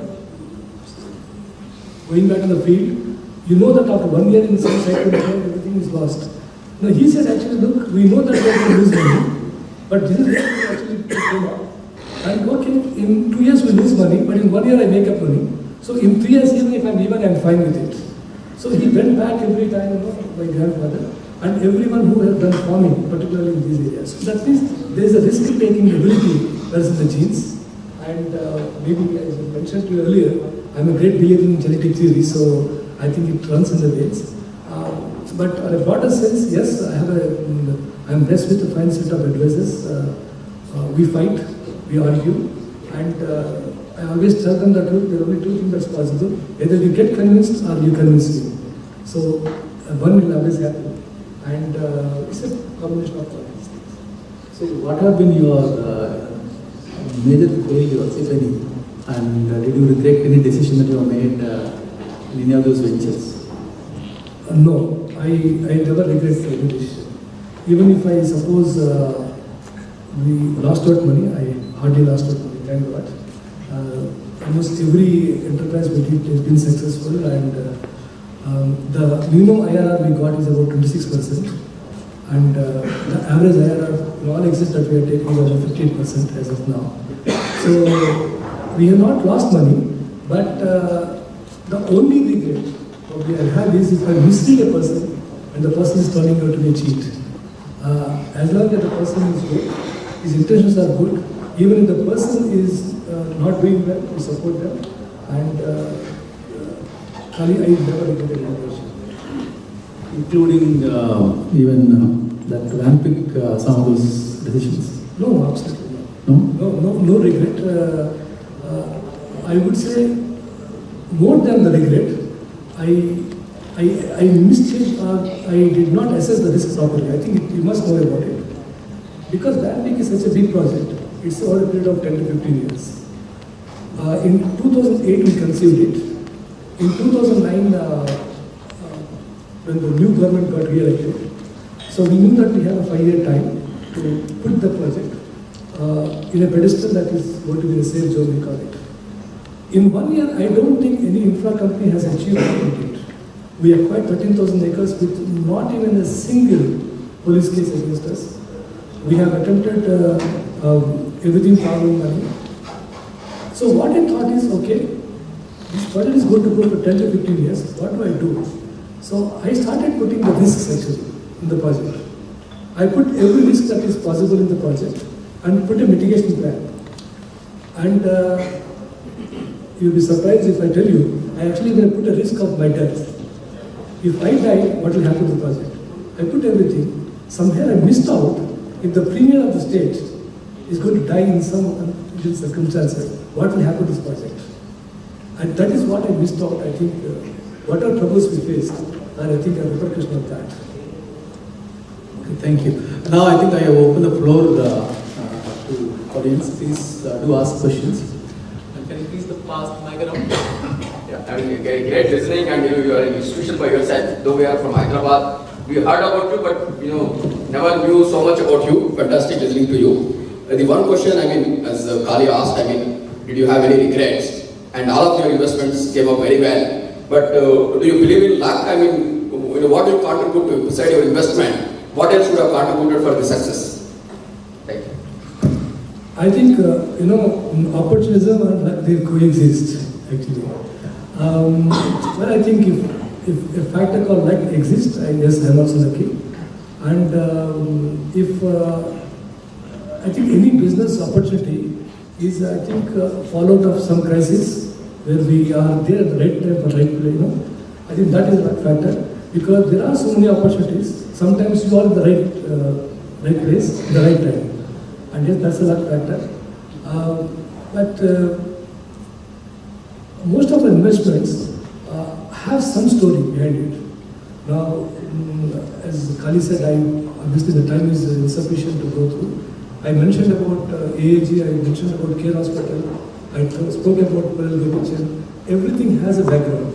So what we did is, I think we were sincere about what we want to do. I mentioned short while ago, meeting the unmet needs of the society. Okay? That is one tick. So then second is the leader good in the project? I always believe that if the leader is good, the project can be carried forward. Because a good leader can overcome a bad situation, and a bad leader can actually act otherwise. So that's there. And yes, I am fortunate, if you say that is also luck, that I have come across good sets of leaders when I invested. And where probably we have to be credit to ourselves, including my team, is that sometimes we foresaw the opportunities. Now look at the sports entertainment. When I looked at the football, though I love football and I wanted to be a sportsman, my father deprived his country of a great sportsman. And but I went there because I felt it's a means of social empowerment. You look at my own situation, I probably would have been a better sportsman than a student. As I told you, I'm an accidental entrepreneur. So I never wanted to be an entrepreneur at that time. But in a house, if you have a large families, which is India generally, one child may be very good in one sport. But if they don't have opportunities, I think, and they are not given opportunities, they are not good for society. So we felt that the sport should do that. And we got it. But at the same time, we knew that in 2025, around that time, SME, that is sports, media and entertainment, is going to be one of the biggest sectors. This is what we thought about and we attempted that. So it's a mix of your vision combined with, I would call, right opportunities, identifying right opportunities, and blend with the So you are having a huge money with you. How much of power of money played in this? I mean, obviously, the social impact definitely, you got that social impact thing very early. Maybe you have been very, very conscious about it. But power of money is also able to get you the better deals for you. Good question, but I rather put that I think our power for collective wisdom is going as getting the deals, not the money alone. Because I see these days a lot of people come to you only if they knew that yes, we have a capacity to advise them and they think that we can add some value with them. And this is one of the slides I was able to conclude. One of the uniqueness and which we found as an experience is in all the investments, we need not have what I call a controlling stake, but if we have a management control, those companies have given us IRR, better IRR, and the companies where we do not have a management control. So when I say management control, I would like to tell you, we tell the promoters who come to us that we will never interfere into your day-to-day activity, but we will engage very intensely at a strategic level. And that is, I think, why people are coming to us.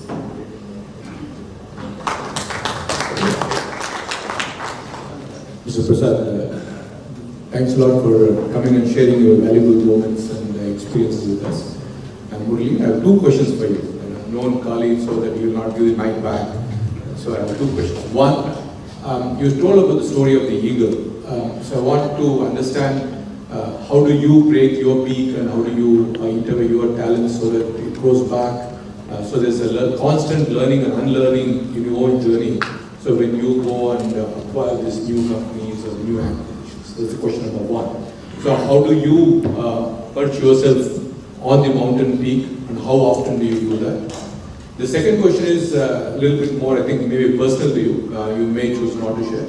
When you were first taken to the jail, I mean, by then you were already had riches, and as a person who would have gotten used to certain luxuries of life, how did you feel? And how did you spend? I mean, did you read a lot of books, or you said that you constantly dwelled on the idea of taking Part TV to the number one. How did you meticulously go about it? I mean, do you have anyone else to share your thought process? I mean, I'm pretty sure that you will not have your board of advisors who would constantly go back and forth with your ideas. So were you doing it to yourself? So how did you do that? So these two things, if you can elaborate a little bit, will be great. I'm glad you asked me this question. The second part I will answer first.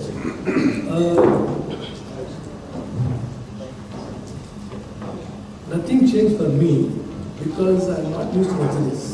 Yes, we will have comfortable life because like everyone and children, when we grow, we think, yes, one day I need to have a nice car. There's nothing wrong in it. So, like I also do with some of those wishes, and they're very minimal. And because probably the upbringing was like that, so it was very minimal. And so I never ever pampered myself with luxuries. Even when I could afford a private aircraft, I never went about it.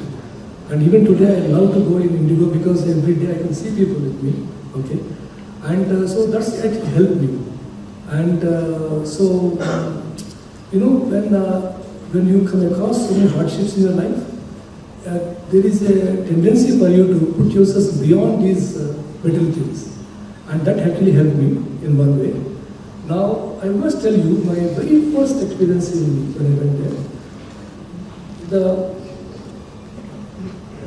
the superintendent asked me when I went there, said, Mr. Prasad, what did you do for you to be here? I looked around the room, and on the left side, there was a big map. Okay, it's a map. It's a location map of Andhra Pradesh. So in that map, they put yellow, green, red, and basically all the jails that are in Andhra Pradesh. And I interestingly asked him, what do you mean by this? He said, green means it's like an open jail, so very safe. Okay. I think yellow, I may not be able to exactly tell you, but this is the gist of it, what he said. And the green is, they said, is relatively less dangerous. The rest, red are those which are very dangerous. Okay. And most important, have the tendency to so backward, and the backwardness of this district or the area is always linked to anti-social activities. Okay. So he mentioned that. And then, ironically, the red flag was actually in one of the jails that is in the Kashmir district. Okay. So he asked me, I asked him, he explained to me. I said, sir, nothing. My only attempt was to convert the red into green. That's why I'm here. That answers everything. And he basically attempted something which is right. And if you see the theme, that is what I said. It's the right thing to do, so we did it. So because I never regretted, I never had any pressure on me. And I knew about what is going to come. As I told you, sometimes you visualize certain things. And I knew about the kind of political developments, I knew something could come like this. And nothing discouraged me. And coming to how did I spend time, and there were certain rules that we had to follow. And I always realized, many criticize this government or our government or society, but actually, I come across the most flexible actually rules that we have actually in India only. There is a flexibility in every rule. Only thing is that we have to follow them. It may be a little painstaking, but it is once you follow them, I think there is a flexibility in that. The rules of the jail actually provide that flexibility. We cannot use certain electronic gadgets, okay? But we always can use the reports because everybody knows that a lot of jobs are depending on me. So we were allowed to read the reports, okay? All that we have to do is to show them what reports are there. Suppose I'm getting a report from one of my company, all that we have to show is a company report. So I am allowed to look at the reports and I am allowed to comment on the reports so that I can guide my team. We were allowed to meet the people as per the guidelines of the manuals, jail manuals, and we were using those timings. And my style of functioning is never but controlling. A lot of people who actually control tight-fisted, but I am not like that. Because I think you would have realized by now, if I am tight-fisted, I wouldn't have been creating so many companies. I believe in what I call in a very, very participative, delegatory, management style. And that actually helped me when I was there because every company I have empowered with people. I tell them always, what you can't solve, okay, you come to me, but I do not want you to come to me every time, okay. And because if they make mistakes, I pardon them. If they don't learn from the mistakes, I some kind of be a little harsh on them. So luckily those guys helped me. And the last part, how did I spend? I always wanted to understand the slokas. There's so many Vishnu Sahasranam and Gayatri Mantra. I used to always think that there must be something related to it. Because my mother used to have a neurological problem from my childhood.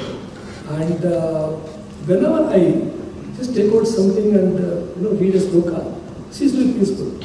Now it went in my mind. I said, let me understand why there must be something to do with it. So I took up Vishnu Sahasranam, and we were allowed to take the classes. But we can't play. There's a public system, so they play. So I started listening to them, and then I don't sleep like 8 hours, 9 hours like that. But I'm happy if I get a 6 hours sleep. Sometimes you miss that. So I said, let me understand what is the power of this. So I started chanting myself. I actually, during my childhood, I studied in one school which used to have 30% Sanskrit. So I can chant, not as well as any Pandit, but at least I can chant better. So what I did is, I chanted a sloka in the same tone that MS Subbulakshmi has done. And if anyone ever can look at it, please hear that what MS Subbulakshmi did. From the first to the last, maybe 31 minutes or 34 minutes, it's the same tone, same tenor, same pitch. You cannot find any difference in the pitch in the recording. I don't think, forget about me, I'm not a singer. I tried with 2 or 3 of my friends who are singers. Nobody can ever, sing like that. That is the weakness of that lady. So what I did is, okay, at a particular tone, I started doing it. And after about 2 months, I realized the moment I'm done with that Vishnu Sahasranam, I slept actually very, very well. And even at 10 o'clock in the morning, I just closed my eyes. I could sleep for 15 minutes, 16, 20 minutes in a deep sleep. So that is one thing I learned. And I never wasted my time. Okay, I feel that I felt that my father jokingly told me that this happened to me. He said, look, you became entrepreneur in the year 2000 and this happened in 2012. 12 years you never took vacation. If you are outside, you will never take vacation. I think this is the best time you can take vacation. So I followed his advice. You didn't answer my first question. The learning and the unlearning. What do you do? You said about regrets, right? Not regrets. The peak how we were. Yeah, I'm sorry. Yeah, that's. I'm sorry about it. Yeah. See, actually, again, the peak and colors. Actually, I think I'm done with it because I also reinvented myself. I changed the way an institution should be run because if suppose something like that had ever happened without me, I didn't want any institution to suffer. So I made much more my all companies, particularly my gold co, much more institutionalized. And you see some of the youngsters actually who joined us, and the CEO himself is a very respected professional. And so in a way, I did not lose my entrepreneurial spirit. And that's what I mean by reinforcing myself. Okay, and I think the challenge and the big part I've already done with.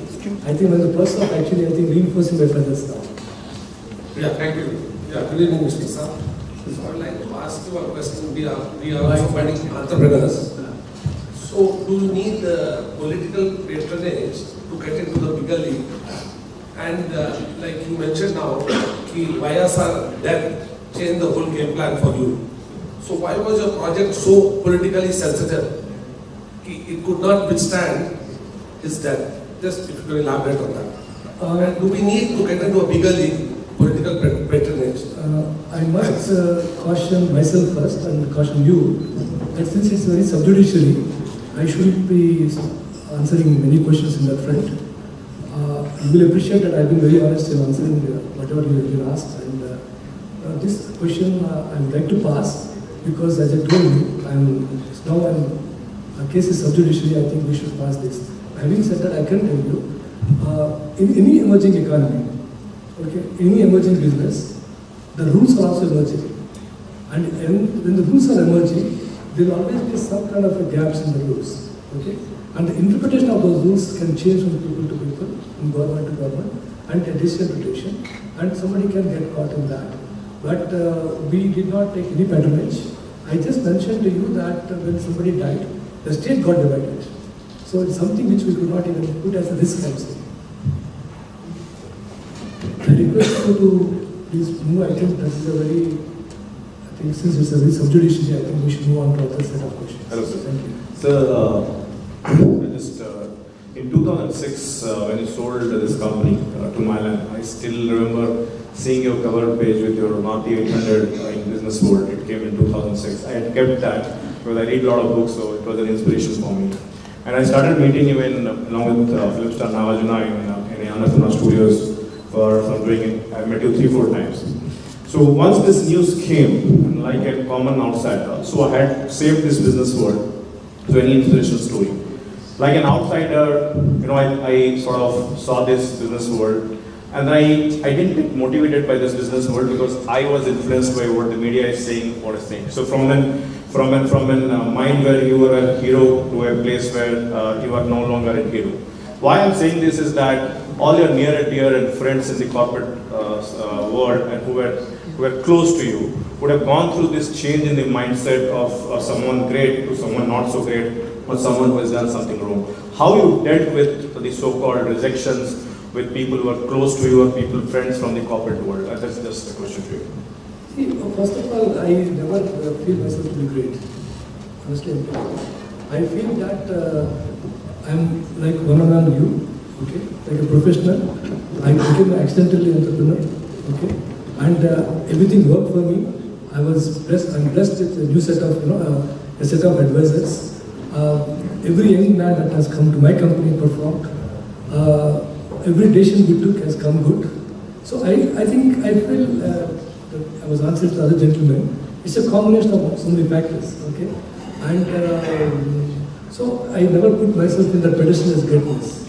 So because I not put myself, nothing affected me, okay? And probably again upbringing of my parents, my teachers, okay, elders. Even today when I meet TiE, I learn from you. I meet Alicha, I learn from you. I go back from this room, I will definitely think of some of the questions you asked me. And those questions are not taken to demotivate me. Those questions are, I analyze these questions to reinforce myself in a positive way. And for me, very simple, I believe in that great thing that life is always beautiful, depends on how you look at it. And I Venkat, I got a question, sir. So, I'm sure team building is very important for you, for any success, right? So, in your teams, you look for a professional team or the entrepreneurial side, right? I mean, how do you build your team in the first company, right? Matrix. You bought the company and it was in a lot of trouble. Then you had to build the team around that, right? What did you do? I mean, what was your secret of the success of that? See, one of the first thing that I look at any of my team members who are advising me is the ability to say no to me. Because anything that is good is always good for the company, okay? And it's always the bad things that you bypass if you don't listen to them. So I tell my team actually, when you walk into my room, tell me where I'm going wrong, my decision is wrong. And I always believed in those people who, number one, have the ability to tell what is good, what is bad, and number two, the openness to tell, and number three is to stand up to that conviction that what they're saying is wrong, they're standing by it. And that is the first thing I look at my team members. And two, obviously, we all are bound by what I call an invisible thread of integrity. Two. And the third is, of course, like me, they should also share the limited at least ability to share risk, the ability to take risk. So I think these are the three. And last, very important, I always tell them that you must, at the end of second year, third year with me, create 6 more leaders under you. Because if you create 6 more people under you, that's the only way that I can bring you up and take you to your place. But there is a difference between professional management versus entrepreneurial management, right? What would you think is important? See, I'm actually lucky because I'm not an entrepreneur. I'm not a professional now. I'm actually a professional entrepreneur.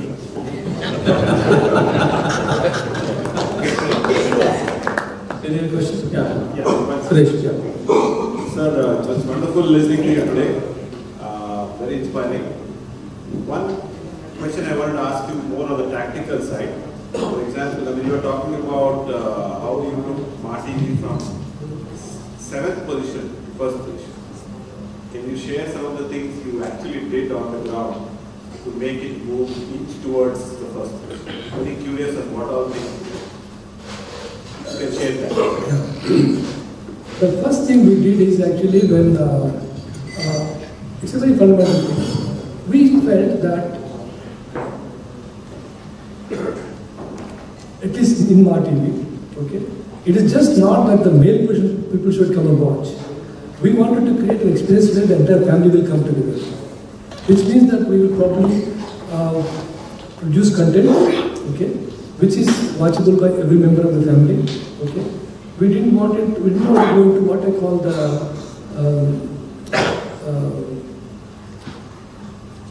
we don't want to go into the problems in a very destructive way. We wanted to create a content which very certainly address the social issues, but not what I was showing the glory side of it in a wrong way. So that is one way we thought, let this be a family channel. That's the first thing we did. And along with that, we changed the logo. Actually, many of you are not aware. Okay, we changed the logo, and as a part of the first, as I mentioned to you, we used to have a huge video, library, even at the time of our acquisition. It was a good video library of movies. And we actually burned about 110 movies out of it, which we feel are not good for the family viewing. So we burned. And buying almost a bankrupt asset and burning movies requires a conviction and also boldness. Okay? And we did that, and so that means the content that we have actually taken is easy for the family to view, number one. Number two, we changed the logo, and the logo is more vibrant. Okay? Number three, we actually looked at what are the visual aspect of a channel. See, when someone is watching a TV, none of us actually realize it, but actually our eyes are tuned to some good colors. Okay? So we actually what I call the visual experience of us than the content experience. Okay? So we did some research and bought a technical team who actually increased the production values to such an extent that if I have Ma TV here and another TV, and the viewer is actually glued to Ma TV because somewhere the experience with the color that we have is different. Okay? And I go back to what actually once Shantaram, I think he became blind once, partially, and once he revived himself, he produced a movie called Navaratna. Navrang, and I'm sorry, I got stuck with Pancharatna. So Navrang, and in that movie, actually it says, he said only when we became blind, he understood the beauty of colors. So I somewhere got stuck in my mind. I told my team, why don't you do some research and tell me that there must be somewhere the viewer may be glued to the TV because of the colors. And they actually came back, and we have invested money in increasing what I call the richness of the viewer, the content viewership. Then what we did, we actually looked at while we are doing the movies, purchasing the movies in a methodical way, and there's a budget there. Okay, we did not actually only go for the blockbusters. We were always buying blockbusters, but we are the first company probably encouraged a lot of small-time producers movies. Okay, we actually picked up that, and that also we picked up very judiciously, and most of the movies that we picked up for the satellite rights, they became hits. So we were lucky that viewership was good, and that's the initial part.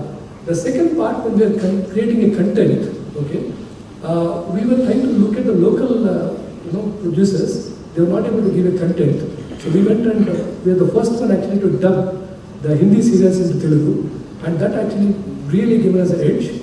It has two advantages. One, we are able to see a richness of the production of the national channels, and two, we created a competition with the local, production companies, and they started, matching up to this. So I think these are some of the decisions. And the last, very important, is when we introduced Nilevar Koti Sudu, MVK, because it used to cost approximately around 5 lakh rupees per episode at that time. But actually, Nilevar Koti Sudu, which is MVK, Nala's show, cost us 45 lakh rupees per episode. And everybody thought we should not do it, but I went ahead and do it for only one reason. But also, it's good for the TV, but the purpose is very important. At that time, there was a great saying, everybody started disbelieving the system, disbelieving the social system, disbelieving the political system. An average person started thinking that nothing is working here in this particular state. My message to that program was, look, anything can happen, but if you believe in your knowledge, in your ability, you can still come successfully. And MVK, the purpose of the program was actually, though for ratings, from social studies to tell the people, look, this is a knowledge-based program, and that's why we picked up stories. I mean, I think some of you must have seen very, very, very different stories. A fisherman's son, an AIDS infected lady doing auto driving. So we picked stories. They were part of the program, and the knowledge was bought. So some of this innovation with a social message, and a lot of initiatives we did socially also. I think, as I told you, we can go for pages. But some of the decisions we took that worked in favor of party.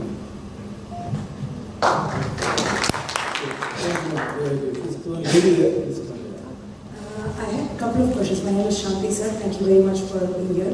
I I had a couple of questions. I think I'm going to come If to the same question. Because there are other people asking. It is that, what are the top few things that you see cause, the ailing companies, right? What are the top few reasons? As a lot of us are entrepreneurs of here, we are wondering what is it that we are doing wrong, which is causing the company to not do well? Because you've seen that and you've taken it from there to do better. So I was wondering what is that.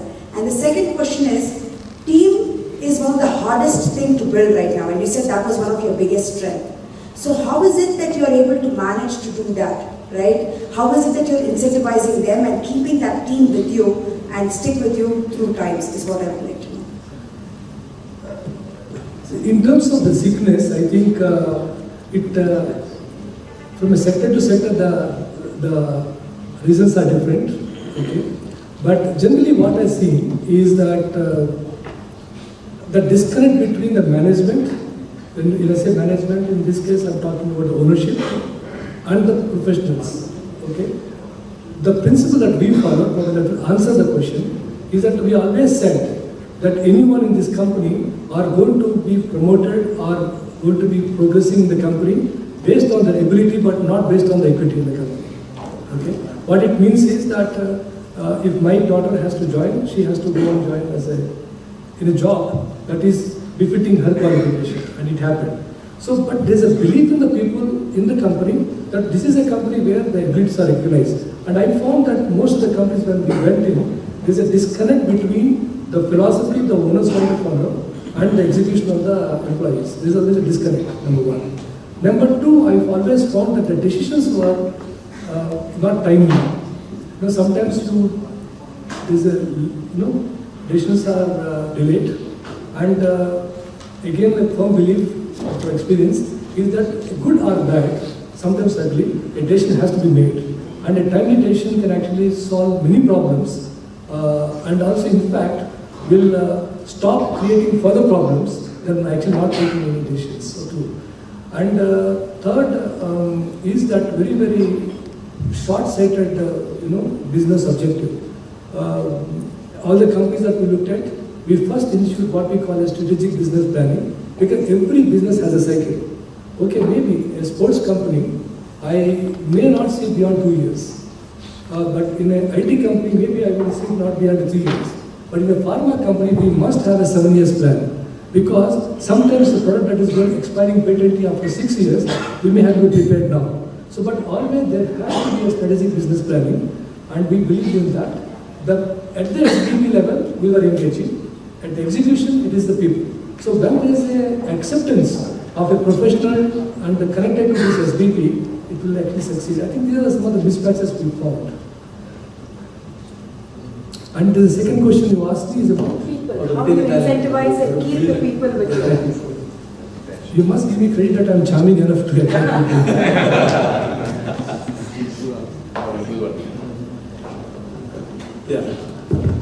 You asked me about incentives, sorry about it. We make them shareholders, okay?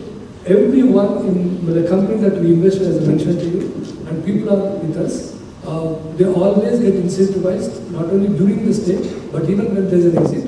We always part with the money of everyone that is.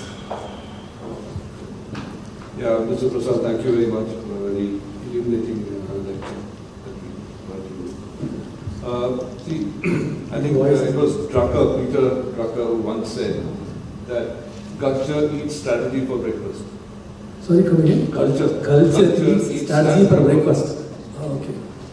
So, you've talked about many success stories across diverse industries. Building a great set of leaders to be able to lead the torch and take it to, be the leading light. Sorry. Who've been able to lead many other organizations as they move on. And this is the case of Matrix, they're taking up positions in my life. Can you dwell a little bit about how you build the culture in your organization so that, because that's a thread which is consistent, which is more in terms of the vision of how the founder thinks and where it has to go. Could you dwell a bit about that? Because typically I have found that to be a challenge, because across many organizations, across many geographies, if you will, there is a change, there is a shift. And bringing that consistency there sometimes is a challenge. could you please address that? I think I'm glad you asked me this question because I think this is the answer to this is the basis of my at least entrepreneurship. When I acquired this company, Drugs, which we renamed as Matrix, I think the name actually, when we explained to people, in fact, it so happened that Mehul, I think today, I took him down to the first office of Matrix and I was telling him about the logo of Matrix. And to tell what is the purpose of that logo, we used to have a program on every 1st of May, a program for all the employees with their families. Actually, the logo of actually is like this. If you see like this, the logo of Matrix is, in mathematics, it's a rows and columns, so it should be symmetric, we put that. But there is a dot there. So what we did is, we put a symbol like this, and then what it means is a person, being in office. But when they come together, so we put like this. So the logo looks like this with a dot on top. What it means is, Matrix is nothing but a assimilation, a combination of different people coming on the same platform. So how do I explain this to the people? They all thought, so I conducted a quiz to every employee. We called them on the 1st of May in Viceroy Convention Center. I said, can any one of you tell me what it means? Everyone came with a different theory. So I actually personally asked a choreographer, a film choreographer to come, and we designed a dance program. At the end of the dance program, it was actually, explaining about this story. And there is a formation where all the people, they stand up and then this was actually created. So we actually, once we explained the purpose of that logo, I think the people started, thinking differently about organization. But still, I wanted to create what is the basic culture of this company, what are the core values of this company. So by the next May 1st, I personally again, because I'm very fond of these things in an organization, I created what is Matrix meaning, okay? So it is like, first, that should become the core culture of an organization. M actually means, M stands for mutual respect, okay? A stands for attitude, positive attitude. T is for teamwork or for responsibility. We are responsibility to the families, okay, like that. And I for innovation, because it's a scientific company and anywhere innovation is absent. X stands for sense of excellence. So we said that these are the core values of Matrix. And when we have actually kept on drilling into the minds and conditioning them about these core values, I think the culture of Matrix is intact. I can tell you today, it is so powerful that even today, the acquisition by Mylan was in 2006. It was a large acquisition. Even today, Mylan has not recruited one person from America to this country into this company to run this institute. And the same core values, I think, we use in almost every company that we go. Last question, please. You also have a question? Sir, my name is Shiva Prasad, sir. I am very much inspired. No need, sir. You will speak loud. My name is Shiva Prasad, sir. I am very much inspired by your speech, sir. My basic question is, the present education system has so many defects. It is lacking in moral education. Along that, it is lacking in financial education. So many lakhs of graduates are coming from the universities, but they are not able to know the meaning of some financial terms like what is active income, passive income, what is the meaning of asset, a liability, and what are the types of income. What's your question, please? What is your question? What is your question? Sir, I am coming, sir. It is affecting the graduates individually and as a country at large. What is the solution? The financial education is not given by the syllabus, which is calculated by the government. And how the youth, the present generation, should get that financial knowledge and financial wisdom is the need of the hour that we should include the basic financial education in our education system. I think it's a little complex question, but I try to answer it in a simple way that I understand. Yes, the education system will change because the competition landscape is changing. It is no longer, it used to be what, when we started, number one. Number two, when we studied, there used to be a notebook to teach us also handwriting. But very interestingly, it's a very innovatively done. There used to be a ruled book. But what we used to copy, we have to write for 20, 50 times, is a simple message. I still remember in my childhood, my teacher told me to buy a notebook and he used to write Annadata Sukhi Bhava. One, Manava Seva Madhava Seva. I'm sorry, I'm speaking in Telugu. And Parupakara and Mithun Saridam. Like they used to say that basically it's like, what it means is that service to humans is as big or as good as a service to God in English. And Parupakara means this, the main meaning of this body is to help people. Okay, Parupakara Mithun Saridam. So we used to write that, so they all be inculcated. I think the mistake also is the parents because we don't actually tell our students and children about it. Now, I am not able to find a solution because it's very big, but how I have dealt with my own son, I can tell you. He's also graduated and when he actually finished his graduation, I told him to come back home and he said, Dad, what I should do? The only thing I told him is, don't do anything for 1 year, discover India. If you understand India, you will learn life, and if you learn life, you will be a better human being. And I told him 5 years, when he was 5 years, when he asked me what you want me to do, I said, be a good human being. And today I told him that if you discover India, you will still continue to be a good human being. So it depends on each individual. And unfortunately, we are chasing a set of desires, goals, and objectives that are clashing with the morals. And it will be there. But I don't find fault with education. I think we all have to overcome the faults in the system to be a better person. Thank you, sir. My last question is, this is Raghuram Reddy. Actually, I was working as a vendor with matrix and nylon also.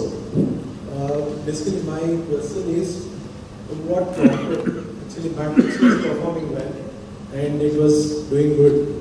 What prompted you to sell the matrix? Thank you. Again, a good question, and my family still asks me the same question, and my friends ask me the same question. And as recent as 3 weeks back, one of the investor bankers also asked me the same question. But the answer is very simple. Matrix is a listed company. About really 40% was held by two premier investors, I told you, Temasek and at that particular period, there was a global consolidation. And in the global consolidation, the top 20 companies, there was a mergers or acquisition between them, they got crushed into about 8 companies. Okay? Now, which means that for me, I'm a global supplier. I am no longer supplying to 20 companies, I am ending up supplying to 8 companies. And out of 8 companies, about 4 companies has a vertical integration, which means they can actually buy their own products. So one thing I felt is that maybe we will be under risk, but more than this particular aspect, the companies, the 8 companies that I was talking, 8 to 10 companies, 2 of the companies were actually chasing us. And one of the company was trying to acquire as what I call initiate a hostile takeover. And if they actually take over our company, I know that at that time, I told you about 160 people when we started. When we parted, it was about 4,600 people. I knew very well that at least out of 4,600 people, 600 people actually will lose job. Because the company which is going to buy matrix through hostile manner, it's a listed company. If they buy 40% shareholder, they can go for public offer and they can control.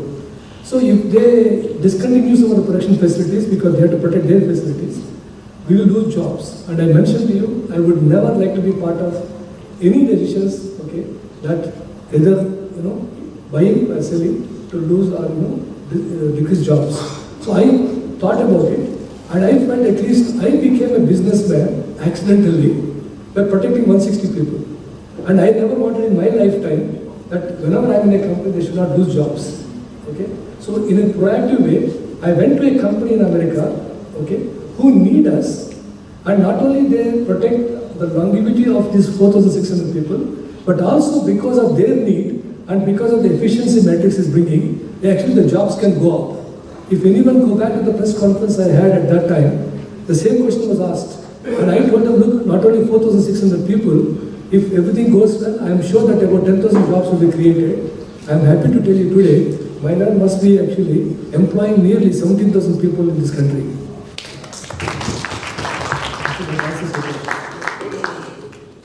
So one last final question from me is that do you normally build these companies to run or sell? The whole purpose of your building is basically to just run in the long term or just only sell. I think again it is a question that we all ask ourselves when we have our children grown up. Now, just because my daughter or son is very dear to me, I don't keep them with me, right? I have to get them married at one point of time and send to another house. And when you are so dispassionate about your own personal decision, where you have to let go your daughter, you have to let go your son to another life, for a better life, for an enhanced life, I think it is wrong for me to say that I am running the companies to keep with me. No. My job is to create value, my job is to enhance the value, my job is to make sure that there is enough employment, and the only principle I use when we are selling is make sure that the women people in the company are protected. And in short, so to answer your question, is that yes, every company that we build will be sold at one point of time. So thank you. That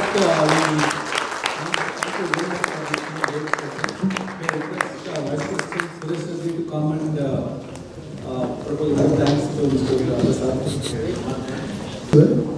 And for patient listening to me, and again, thank you.